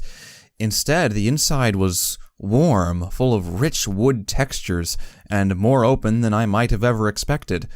Above us lay a polished wooden carving, bearing 3 butterflies, their patterns lit with glittering gems. Clearly, Equestria's medical research had enjoyed their comforts in the hidden workplaces. I saw offshoot corridors, stairs to a higher open-plan level, and several secured rooms. The furniture was soft and bright red, faded perhaps, but the soft leather looked comfortable all the same. Dozens of ghouls wandered about, both mares and bucks. I saw 2 of them sharing a tender moment of an embrace nearby. They were all speaking a language I could not understand. Zebra, I guessed, although I wondered how they'd learned that if so. Traders stood by their tables. A teacher was explaining how to repair a spark generator to 3 others. This was a full community. The only real off-putting elements were the tribal markings everywhere in white and black paint, and the dead plants that languished as unclean piles near the corners. Only that made this seem anything other than a perfectly peaceful little ghoul home. Given how lonely I normally was, I could appreciate the comfort of it. And yet, the way these ghouls interacted unsettled me. They had wide eyes, their rotted mouths almost held in forced grins at times. Some looked around as though hearing things even I didn't. Occasionally, one would seem to chant something in a strange language. Trotting past those strange individuals, I could easily feel that this place was just as irradiated as everywhere else. My Radex was beginning to wear off. I could feel my windpipe beginning to itch. How long had it been? 25 minutes? We had to settle this now. If I could gallop the whole way, perhaps I'd be fine. Tell me, little one, why do you desire the relics? The ghoul advanced beside me, a good few feet ahead of the others that formed a protective barrier around Brimstone. I wasn't sure for which side. It seemed this leader had taken me as the speaker for us here due to my tainted lung infection. We have a friend. She's dying. My condolences. What of? Radiation poisoning. Every ghoul in the vicinity paused. There was a moment of silence before a delighted and sick cheering went up from every ghoul I could hear. Wincing, I fell to the ground and desperately covered my ears. Oh, bless your friend's soul, for she is blessed to travel down the path without even requiring our aid. This is a wondrous event. It took 14 guards to restrain Brimstone. Snarling, biting, and bucking, he was eventually pulled to the ground in his efforts to kill the leader. 4 of the ghouls were injured in the process before they finally got a good grip through numbers. After a gun butt to his injured hoof, the big stallion growled in pain and shook his mane out, his eyes fixed unrelentingly on the ghoul. I mentally pleaded with him to remain still. I didn't want to see him hurt. I wanted to protest it, but the moment I did, that all-too-hated feeling returned, that convulsing cough that signaled that my radiation poisoning was beginning to grow. My airway was rougher, beginning to burn. You show good signs yourself. This is what they told us would happen. The world would light, and then we would take Philadelphia for their gift. Come, little one. We should be away from this place. Allow me to show you what we truly aspire to. One second, please. The ghoul nodded gently as I cantered back to Brimstone. Kneeling down beside his head, I spoke quietly to him, hoping that none of the ghouls watching him from a few feet away with weapons would hear. I think I can do something here. I'm the little sneaky thief, remember? Look, you're injured. Please, let me do this for you, Brimstone. Give me some space here. Let me help, Glimmerlight. The big raider almost got me to run scared from his glare, but eventually he nodded. Just scream if you need me to kick things off, but in 10 minutes, I'm going regardless. She can't wait. I'll try. Look, take the potion. I know it's for me, but you need it. Brimstone looked almost confused for a second, shocked as I drew it from my saddlebag and passed it over. Eventually, taking it closer to him with a scornful look of being helped, he shook his head. Why do you care? I just do. I'd want some pony to do it for me. He looked about ready to say something, but thought better of it and looked away. Rising to my hooves, I struggled to comprehend the responsibility I'd just given myself. I'd wanted a chance to prove to myself that I wasn't going to always hide and run away. Greater fears would eat at me in many places, but in this moment, I had to take the chance that perhaps things could go right for once. My name is Magister Heartcare, little one. Yours is Murk. We heard you coming in to lay our prepared defense. Did you not think we would have detection grids? Now, what I am to show you is our home and our most sacred place, in preparation for my question to you. He wasn't lying. Home truly was the word. We passed through corridors that showed sleeping areas, living rooms with musty old cushions for sitting on and chatting, or various workshops turning scrap into useful tools. It wasn't large, perhaps 50 ghouls, according to Heartcare. I guessed it was from his old medical profession, but it felt oddly safe and secure. I quite envied them. For a ghoul, this was truly somewhere to be. Provided you had some crazed cult belief, anyway. I still questioned how that had come about. I'd never heard of such a thing, and they kept talking as though they'd been turned to it. Heartcare carried on, before waving into one of the rooms. It looked like a converted supply cupboard. This is our weapons armory, as we were instructed to keep.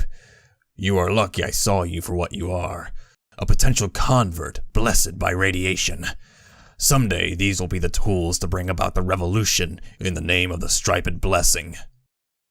I was taken into a cramped old room with a single workbench in the middle, surrounded by rows of stuffed shelves. I saw firearms of all shapes and sizes, including a few, oh gosh, battle saddles. The magister seemed to chuckle in amusement as I hopped to and fro, handling and looking at them all. That was it. Sign me up. They had ones that could fit 4 small guns, 2 big guns, and even ones for big single-barrel artillery. Oh, all the handles, the gears. Oh, they were amazing. I wanted to try them on. I'd have to draw myself in one later. I see you enjoy our stocks, Murk. We've learned over the many years what kinds to keep and which to throw away. For example... He floated his magical energy pistol out, checking the battery slot as he did so. I watched the little release slide, causing the housing to retract and expose the internals, alongside the battery itself that acted as, I presumed, a magazine for shots. Pleased that it was still holding charge from the shot earlier, he closed the slide. Surprisingly, he drifted it near me. Staring at it, I noticed him nod for me to take the pistol. Do feel the weight, Murk. Understand we care for our things. Of course, I also wish to show that I trust you to not do harm. I want to know you as one of my people. That is the first step to any companionship, is it not? Trust. We were told to seek more. I wouldn't really know. I'd never been able to fully trust any pony. I reached forward, biting the grip in my mouth and immediately overcompensating. The energy pistol was light, not just without much weight, but almost like a feather. Twisting my head about, I quickly understood both how well made this weapon was to my rather basic knowledge, and how awkward mouth-held guns really were. Heartcare moved around the armory, turning away from me to tidy one of the benches while tutting at its idly dumped cleaning kit and several flat discs that I recognized as explosives. I let the pistol drop into my hooves and turned it over a few times, playing around with it. I do so try to have them keep it organized, and these mines should have been put away hours ago. This is also where we keep the minor elements of heretical material. For all their harmful traits to us, the unblessed medical liquid makes a good lubricant for our tools, if properly prepared. He pointed a hoof to a locked glass cabinet. I recognized the clear liquid sachets from a couple in Weathervane's lab. Anti-radiation water gel stuff. I winced as I saw the keypad lock. So much for stealing a key this time. Murk, I realize I am dodging around the issues here. There is your future to show. Please follow me. I didn't particularly feel like hearing much talk right now. After hoofing over the pistol again, I felt my chest clench badly before I began to walk. This was taking too long. Too much chit-chat and nicety that was letting the radiation slowly build up. Soon I'd be feeling... My thoughts died that moment as I felt my entire body quake. Oh no. The coughing took a full 20 seconds to subside. I almost blacked out from the pain in my lungs as I felt a metallic tang in my mouth. Blood. I must have fallen against the desk. Dozens of various colored mines had collapsed all around me. Shaking and feeling tears drip from my face at the sheer pain, I clenched my teeth and got up. I wanted to run away. I wanted to just abandon all this. But then, what would I be left with?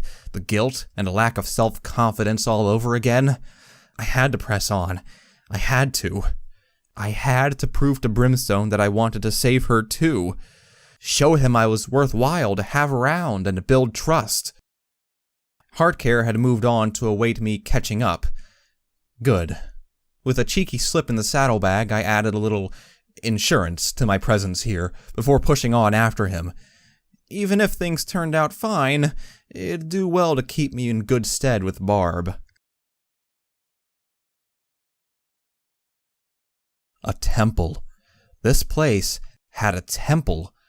Were the doctors of old highly religious? Was it for ponies who were being treated in this odd underground place? Had it been built over 200 years by insane ponies? Whatever the reason, it was here, and it was... well, strange. White, smooth, and polished rock raised up high to a pitch-dark ceiling. Recognizing the colors and shapes embossed on them, I lowered my head respectfully as I looked in the entrance before offering a small prayer to Celestia and Luna for my deliverance. However, the architecture wasn't what drew my eyes. Inside, there were several small pods like large eggs, each one about big enough to fit a pony inside it. They were hooked up to what looked like some sort of radiator that was half embedded in the shell of each pod. All were connected to one generator in the back. No two of them looked the same, like they'd been built from parts found in the crater and then painted to look majestic. However, all the ghouls present reacted to my sudden and somewhat revealing gasp as my eye spotted my objective. The silver sphere sat to one side of the room on a pedestal. All I had to do was grab it. The magister nodded to the two guards and turned to me. Murk, here you see our nexus of worship. We like to remind ourselves of the past, and of those that told us how to live all this time to carry out what they wanted. These incubators are the basis of our purity. Furthermore, to centralize ourselves, we've kept the heretical silver orb you referred to within this room. Its presence is to remind us of the dangers the blessing faces from those who seek to stop us, to stop the final victory. Now, I must leave you briefly. There are matters that need attending to decide whether to offer this to your companion as well. I shall return momentarily. Feel free to look around. However, there are some restrictions, as I'm sure you must understand. Any guards will instruct you on the particulars. What? Throwing the question away, I nodded, beginning to feel a little more at ease with all this. The slave in me was happy to follow instructions, especially if they helped the more free part of my mind do what it wanted to. Watching the ghoul sweep away in his fancy robes, I immediately turned to the shrine they'd built. The 2 guards stood unmoving. Wait, were they Pegasi? They were! I could see the rotted wings drooped at their sides. These ghouls, they didn't care for it. A part of me almost broke down. Here was a place that truly didn't care, and it was one place that I could never settle in. Their environment would kill me within the hour. I could feel my limbs beginning to shake and my skin itch already. I couldn't wait around. Time to go in there and see about snatching that orb. I trotted forward, only to find those rotten ghoul wings snapping into a cross before me. Their voices cut in across one another. Halt! You may enter, but know this. The unconverted within May not leave. I leapt back, staggering on my hooves before realizing they weren't attacking me. Suppressing the urge to let my envy of movable wings get the better of me, I trotted back up. I nodded to them. Fine, I wouldn't bring whoever was in there they considered to be unconverted or whatever back out. I wasn't interfering with their prisoners. I was only interested in the sphere. The wings descended as I trotted through, hearing my hooves making sharper taps on the marble flooring. This place was so clean. I'd never seen anything so smooth in my life. My eyes fell upon a curious doorway at the back. It was enormous, some sort of powered industrial seal that took up most of the wall. In fact, perhaps this room wasn't so beautiful after all. Freaky pods, a stored megaspell, and a strange door under the guard of ghoul Pegasi? Something was amiss. I desperately wanted to take my rat away, but I had a horrible feeling the ghouls wouldn't appreciate it in their most sacred place. No, something was definitely not right here. I found it the moment I looked in one of the pods, and saw her. A little filly. She lay in a small, curled-up ball, crying quietly into her front hooves, barely more than 6 or 7 years old. A ghoul. I almost screamed at the thought. A foal? She was just a foal? Did the balefire have no mercy? Even as my hooves clunked on the clear glass of the incubator to look in, I saw her stir and turn, while I fought the urge to break down on the spot. No, I don't want to stay here. I want to go home. Her voice was corrupted. What once would have been high-pitched and cute was just like any other ghoul, only so much more tiny and tragic. I couldn't help it as I felt my eyes become wet. Her tiny hooves hopped up onto the inside of the glass opposite mine, as I saw she wasn't one of them. You... I tried to form words. Can you take me home? I want to go home. Suddenly it all made sense. Protégé had been hunting for a filly of red eyes that had gone missing. The ghouls claimed radiation was their purifying blessing. They'd talked of converting those with the gift. Then the last piece of the puzzle. These pods. My blood ran cold. I backed away from the pod slowly as I saw the ghoul filly tapping on the glass, her remaining hair from her mane flopping to and fro. They were making ponies into ghouls. They'd made Starshine Melody. Oh, goddesses. Oh, no. My mind ran amok. I wanted to throw up, to corrupt healthy ponies into this. How many of them had been forced through this? How many had been simply killed by whatever these pods did? There was too much wrong here. Children didn't deserve such horror. If Red Eye and I shared one thing, it was this. Starshine Melody? That's me. That's me, please, mister. I want to go home. That last line was wailed at a high pitch that rasped and broke in equal measures. The filly was being traumatized by her own speech changing as much as her body having been ruined. I had to get her out of here. I'll try, Melody. I have a friend. He'll get you out too, okay? Just Please don't cry. It'll be fine. Protege, you know him? He's looking too. Don't cry. Yeah, that advice was just fantastic coming from me. Her eyes lit up at the mention of Protege. Was he known to the Foals? I cast my eyes around for anything to help. That silver sphere still sat there, while I could hear strange noises from behind the barrier. I'd heard them before, behind the oaken door in Weathervane's home. Feral ghoul ponies. Lots of feral ghoul ponies. For a second, I didn't understand. Before it became obvious, the ghouls here were capturing them, or putting the ones they'd turned into a containment room for use in their eventual war. How many ghouls did they have locked away in there, ready to surge across Red Eye's operations from within? This entire thing was messed up and confusing as to what had driven ponies to act like this. They were forcibly contaminating, killing, and degrading ponies into these things. I had to tell Protege. If they got loose, then so many slaves could die.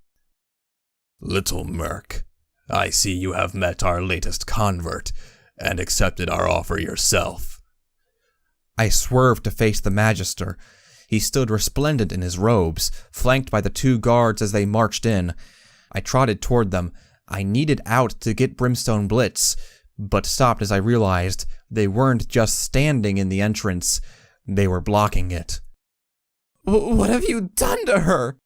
My question was not as confident as it sounded beside the anguish I felt at the foal's life being ruined by these fanatics.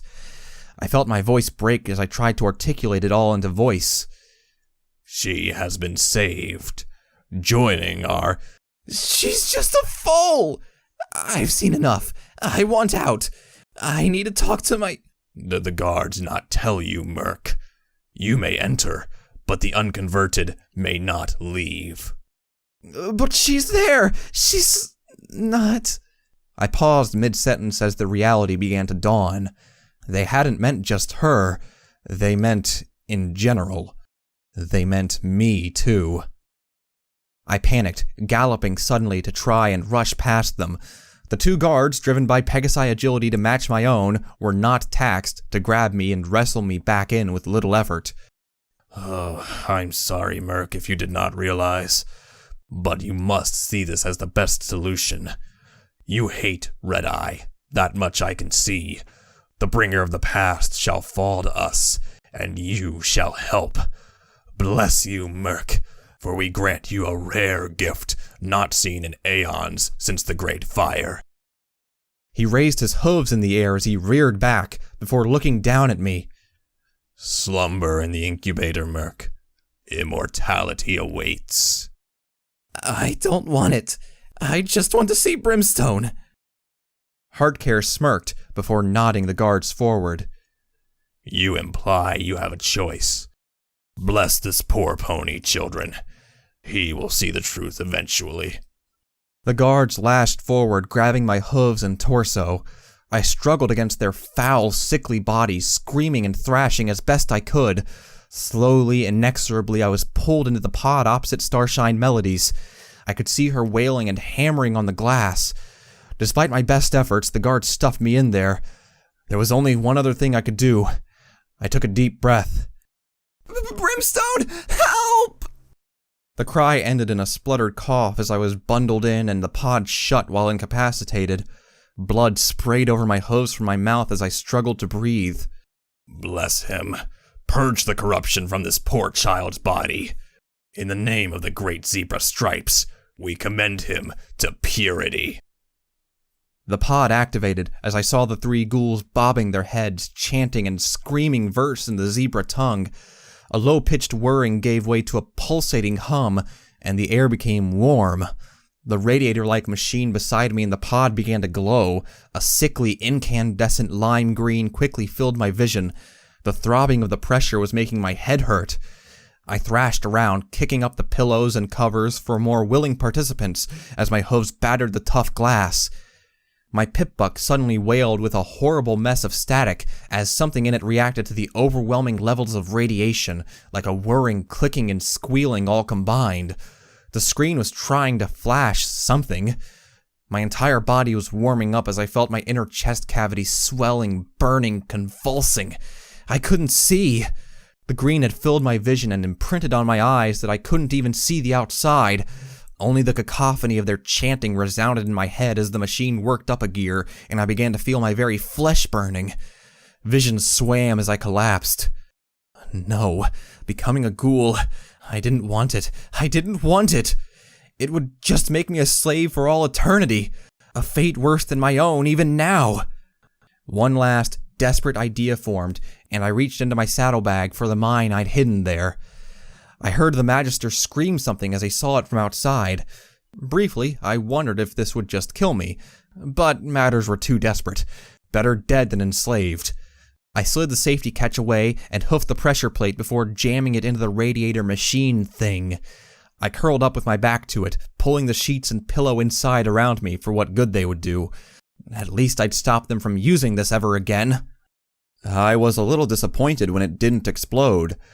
I was very surprised when every single machine in the area started exploding instead. The mine hadn't blown up.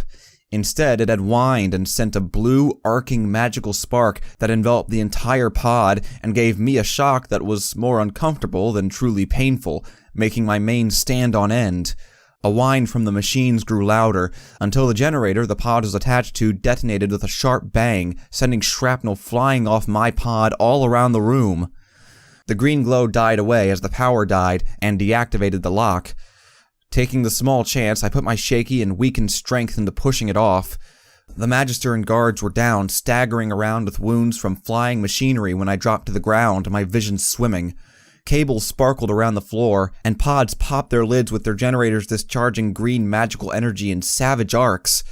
The mine had to have been some sort of anti-machine one, a happenstance I was enormously thankful for, or I'd likely have been diced within that pod. My body was weak. All the flesh on one side of my body felt singed and tingly, while my throat was swollen and half wheezing on every breath. Even as I staggered up, I felt my stomach churn before throwing up next to the pod.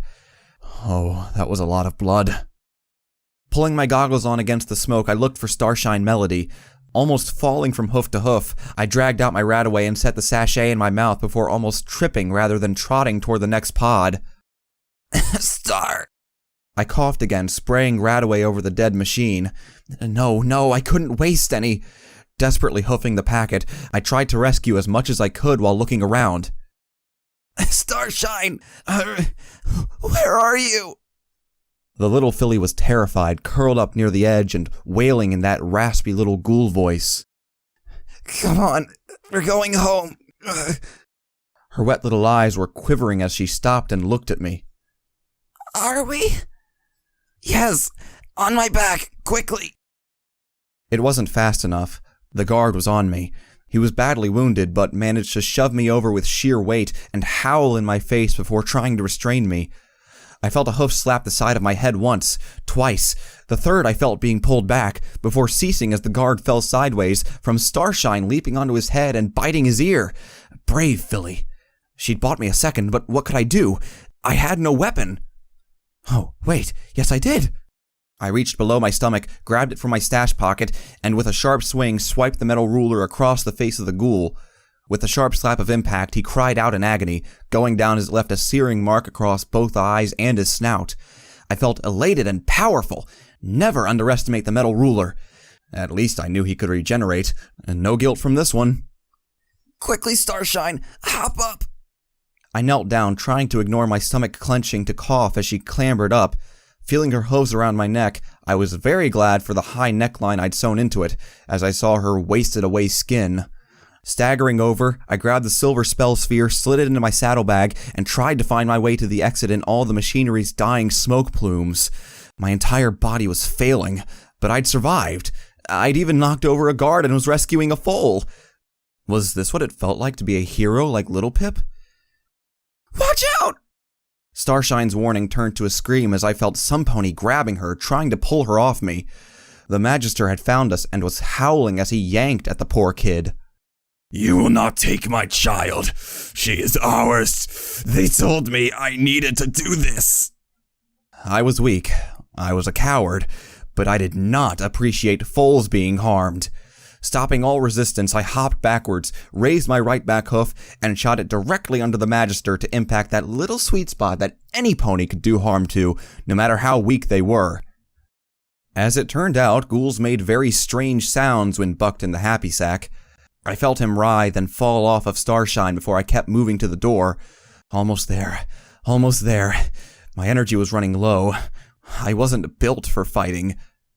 I stopped as a blaring alarm sounded in the room, causing me to stagger when my whirling senses were further impaired.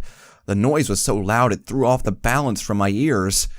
I heard a shuddering clank behind me, and the great door began to rise. Its locking mechanism pinged and detached, its own powered seal breaking from the mine. Get him, my purest of converts. He seeks to take her from us. A dozen green glowing eyes and organs illuminated from within began staring at me, more and more adding on the further the door rose. With throaty roars they began to lurch forward, too many for me to quickly count. Foals, bucks, mares, every one of them a feral nightmare. Oh, fudge.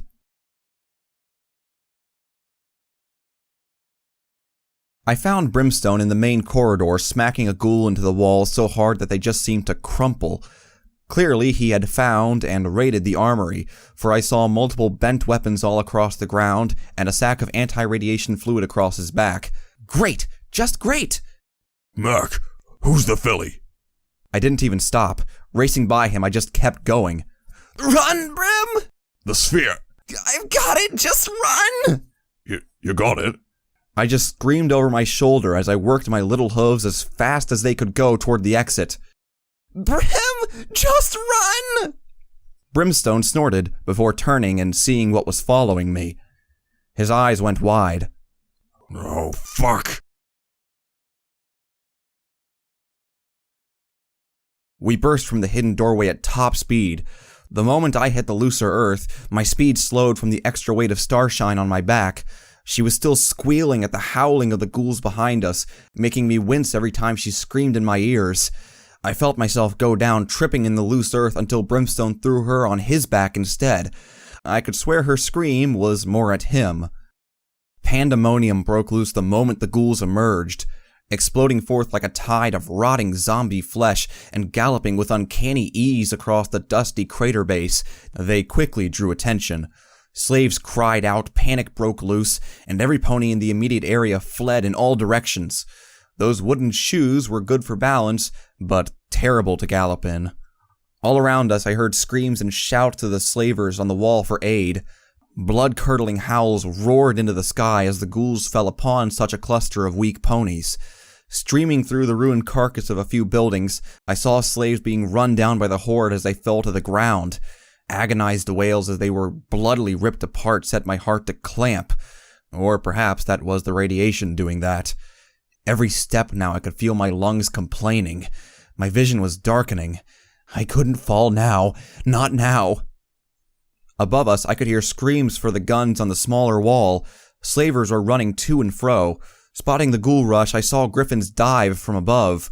Somewhere nearby, a slaver actually in the pit itself was trying to direct slaves toward a gate. The voice was familiar. Was that Protégé? I wasn't given the time to think as a zombie spotted me. Its glowing eyes seethed as it brayed and galloped for me. Screaming in return, I hopped on top of a wooden plank amongst the scrap, using it to give me purchase. I heard it thrashing in the earth, kicking up dirt in all directions as it plowed toward me. Gunfire was whizzing to all sides across the gap between juts of burned rock, cutting down ghouls and even slaves who were just in the wrong place. I saw the wounded ghouls still pulling themselves to the now lame, injured slaves. Without a thought, I galloped for that gap and dove aside as a burst of gunfire slapped with a dull noise into the earth, kicking up little plumes in my wake. Maybe some pony would shoot it. Maybe. Brimstone had disappeared. Please, someone shoot it! The ghoul leapt, hooves extended as I cried out. With a horrific rip of flesh it landed on me, hooves scrambling at my body as blood splashed all over me. It fell limp. I didn't feel any new pain. The blood was coming from its neck stump. A sniper's bullet had blown it clean off. Above me, I saw a griffin throw me an obscene gesture. It was Regini! Some of the cult had stormed outside. Fire was exchanged with the griffins above as zebra war cries emitted mixed with staccato gunfire. Regini swerved in the air, gliding off behind buildings as I heard that voice again. It was Protégé! I could see him through the gaps, leading guards down into the crater itself to form a cordon against the oncoming horde. There must have been dozens of Heartcare's ghouls swarming up now. I saw him directing the guards with gestures of his hoof as his revolver slapped rounds at the oncoming cult and forced them into cover. Amongst the shattered ruin of the crater, a confusing, brutal, and terrible firefight was mixed in with a desperate and unarmed rush of ponies escaping howling ferals. Yet Protégé cried out, directing slavers to cut down those attacking groups of slaves while waving above him. The griffins, led by Regini, responded. They flew overhead at speed, landing atop a cage of rebar behind the cultists themselves, flanking and pouring fire into them. I wanted to run to Protégé, benefit from his clear orders to help every pony get out of here in one piece, but everything was too chaotic. Ghouls were now mixed in with slaves fighting for their lives around me while griffins weaved through buildings, dropping grenades on the large concentrations of the horrors. The kick of the explosives blew earth across everything. Bewildered, sick, dizzy, and tired, I found myself lost amidst it all. I ran. I needed to find somewhere safe to get out of the crater, but my hooves were like lead, slowing me down and becoming clumsy. Even taking a second to sit on some wood for a breath in safety led to the entire thing cracking beneath me and plunging me down the slope once again. The noise was absolute, nothing standing out before the screams of the slaves caught and torn up. Beside me, I saw a dead... It wasn't dead! The ghoul had been blown in half by the grenades, but continued crawling toward me, its distended tongue lolling out to the side. Unearthly noises hemorrhaged from its throat as it pulled itself after the ever-slowing escape I made. I tried to throw rocks. It didn't care. I swiped my ruler at it and just got it covered in icky goo before having to roll to dodge it. It just didn't care. Brimstone's hoof made it care. After wiping the mucus from his hoof on the now sand-like dirt, he cast his head around. Hope you appreciate it, Squirt. Just happened to be in my way. I nodded, before screaming. I saw a magically flung rock crack off of Brimstone's forehead. Stunned, the raider staggered before turning to the new threat, as, through all the dust and swirling battle, I saw the Magister advance on us, his magical energy weapon pointed directly at Brimstone. You two ruined everything. You desecrated our most blessed artifacts. Now you draw us early into the fire of battle. He wasn't joking. Battle. That word felt right, as I saw a griffin land on the ground from an injured wing and immediately grapple with a ghoul. She was forced down until, amazingly, a slave of all ponies smashed it over the head with an iron pipe. I could hear Protégé nearby, the loud report of his revolver distinct from every other source of gunfire going on. The Magister was wounded. A bullet, probably from a griffin, had lodged messily in his side. All the same, his eyes were locked on Brimstone as the immediate threat. Even the big raider couldn't cross this distance, and Protégé was still far off. The pistol pointed at me quickly, too, as I squeaked in terror. The zebras gave us this world. Those below, they told us. Why do you deny it? Brimstone snarled and made to charge, as the pistol jerked his way again, making him stall. I could see the frustration on his face. Now you will die. You will never see the world they told me I had to make, Merc. Not as long as you live. I offered you immortality. As for you, Raider, you killed my children. You destroyed our homes in your rampage. But you consistently make one mistake. Allow me to teach you a lesson. Brimstone lowered his head, growling. And what's that, rot? Never bring hooves to a gunfight. With a smirk, the Magister aimed at his head and pulled the trigger. It clicked. The silence lasted only a second before the Magister registered the misfire. Panic set in on his face as he pulled the trigger again and again. Through my fading consciousness, I couldn't resist a smirk as I reached into my saddlebag and drew his spark battery between my teeth, grinning as widely as I could around it. And you should never let a thief hold your gun. The oh-so-very satisfying look of surprise on his face lasted only long enough for abject horror to set in when Brimstone grinned and stomped the ground with both hooves, ready for a brawl. The big raider actually grinned at me. Nice work, kid. So rot. What was that about a fight you wanted? To his credit, the Magister didn't even hesitate before fleeing immediately. Roaring and chasing him for only a few feet, Brimstone made sure he was gone. Starshine had fallen from his back, standing beside me. Thank you, mister. Think I... My vision swam.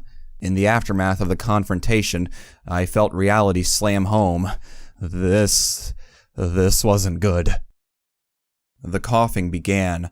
I felt blood curdle in my gut, lungs, and throat. No, I was so close. I'd won. I couldn't.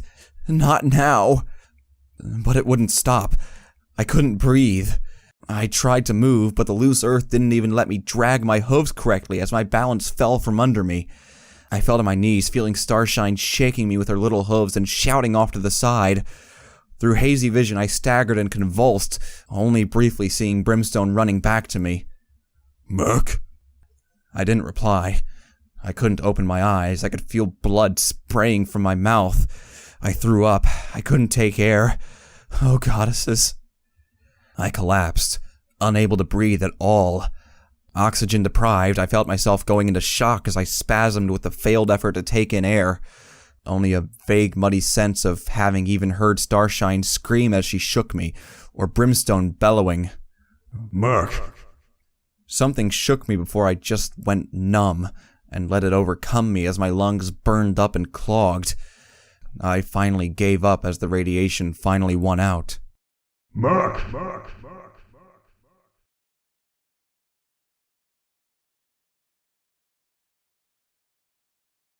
I dreamed. Or I thought I did. I could barely move.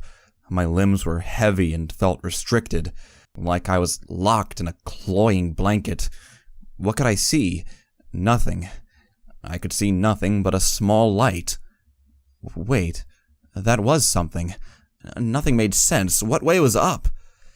My head hurt as I felt like I was drowning. My hooves reached out but found no purchase. But they did. I felt some pony grab hold and pull me, and I saw the shape of some pony pulling me along. Wait, I was going forward. Was I running? What was I running to? Or from? It was all too hazy. Like running through liquid, I felt myself being pulled as a bright flare lit her. Was it a her? Was that Little Pip? I fell as we separated. I fell upward through water. Even as I broke the surface, I woke.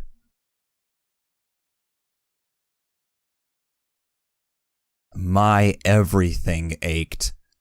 Well, finally you're back with us. The raspy voice caused me to twitch and spasm, to throw myself around as the bed's blanket caught and twisted with me. Fucking calm it! Hold still! Oh, swearing. Weather vane, not heart care. The ghoul was looking over me in a somewhat musty bed.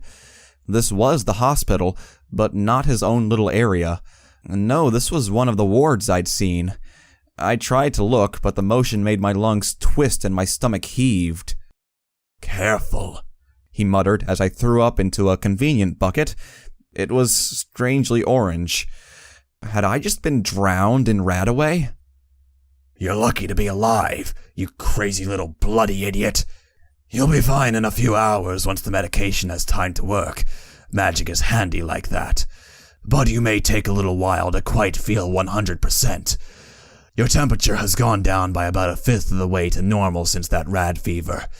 Yeah, lucky. Fucking lucky. How did I get here? The medical ghoul looked a little surprised before chortling. Didn't you realize? Brimstone brought you here. Brimstone? Oh, yes. galloped the whole way with both you and that foal on his back. Broke down the doors to the hospital, gave the guard a concussion, sought me out, and promptly declared that if I didn't save your life, and I quote, right fucking now, he would do something. That something he mentioned, I can assure you as a medical expert. However, I got the feeling he was about to try anyway. Brimstone did that? For me? But... He didn't tell me what it was you did to change his view, but I did hear him saying something about what she would want him to do. Oh, and by the way, he told me if I informed you it was him, he'd crush my skull. So don't tell him, alright? Or I'll find a way to give you every fucking injection I can think of in your rump. Besides, there's some pony else who wants to see you.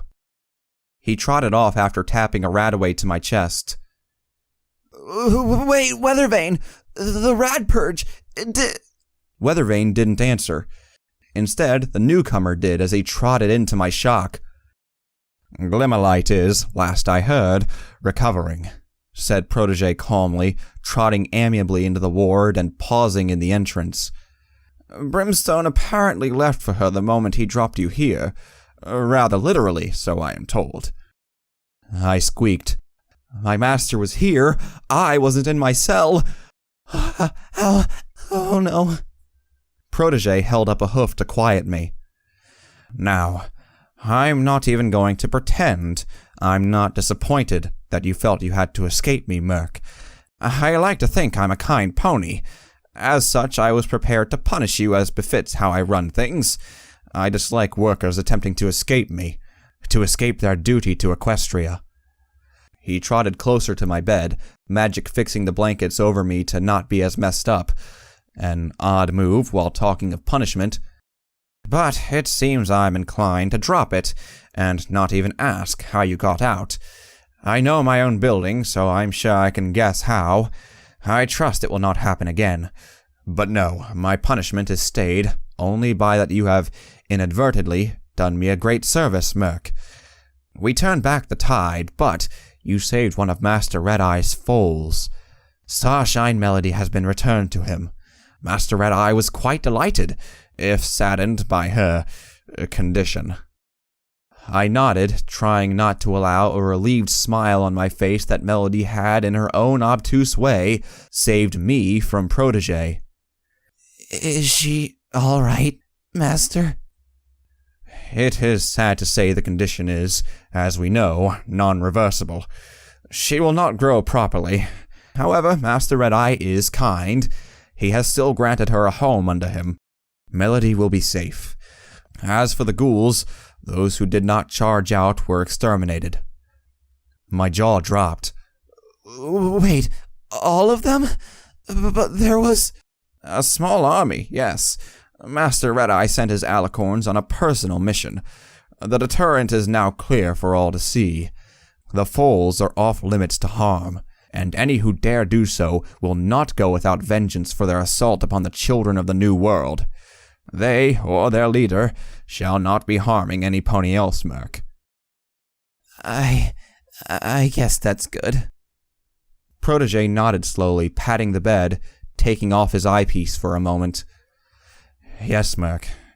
I'm told you went to great risk, so I feel that I owe you thanks. I don't know what I would have done if you hadn't found her down there. While the fact that you did so goes against every rule I have, I'm also grateful for you helping save Glimmerlight. She's a good worker, a good pony, and my own efforts to requisition the Rad Purge had failed. He smiled at me, leading me to feel an odd surge of pride that my master was genuinely pleased at my efforts. It made everything feel worth it. No, that wasn't right. I didn't do it for him. I did it for those on my side. Part of me liked Protege's appreciation more than it should, but it still felt like a betrayal of my freedom. It would take me a little time to properly kill off that part of my mind. But for now, yes, I could still do it. Now, rest up, Murk. I'll see you return tonight. Then you must rest more. Forgive me, Master, but why? Protege turned and trotted off, turning his head. Your first day of work under me, of course. We have an objective. On the hills outside Philadelphia. We found one. I felt my body clench up as it ached terribly. Fear made me tremble. You mean, you found a... Yes, Merc. We found a stable. Footnote. Perk attained. Sleight of hoof, rank 1. Every pony better be careful what they have near you, for even the items they love the most may mysteriously disappear after that hoof shake they gave you. You may now attempt to steal even while detected.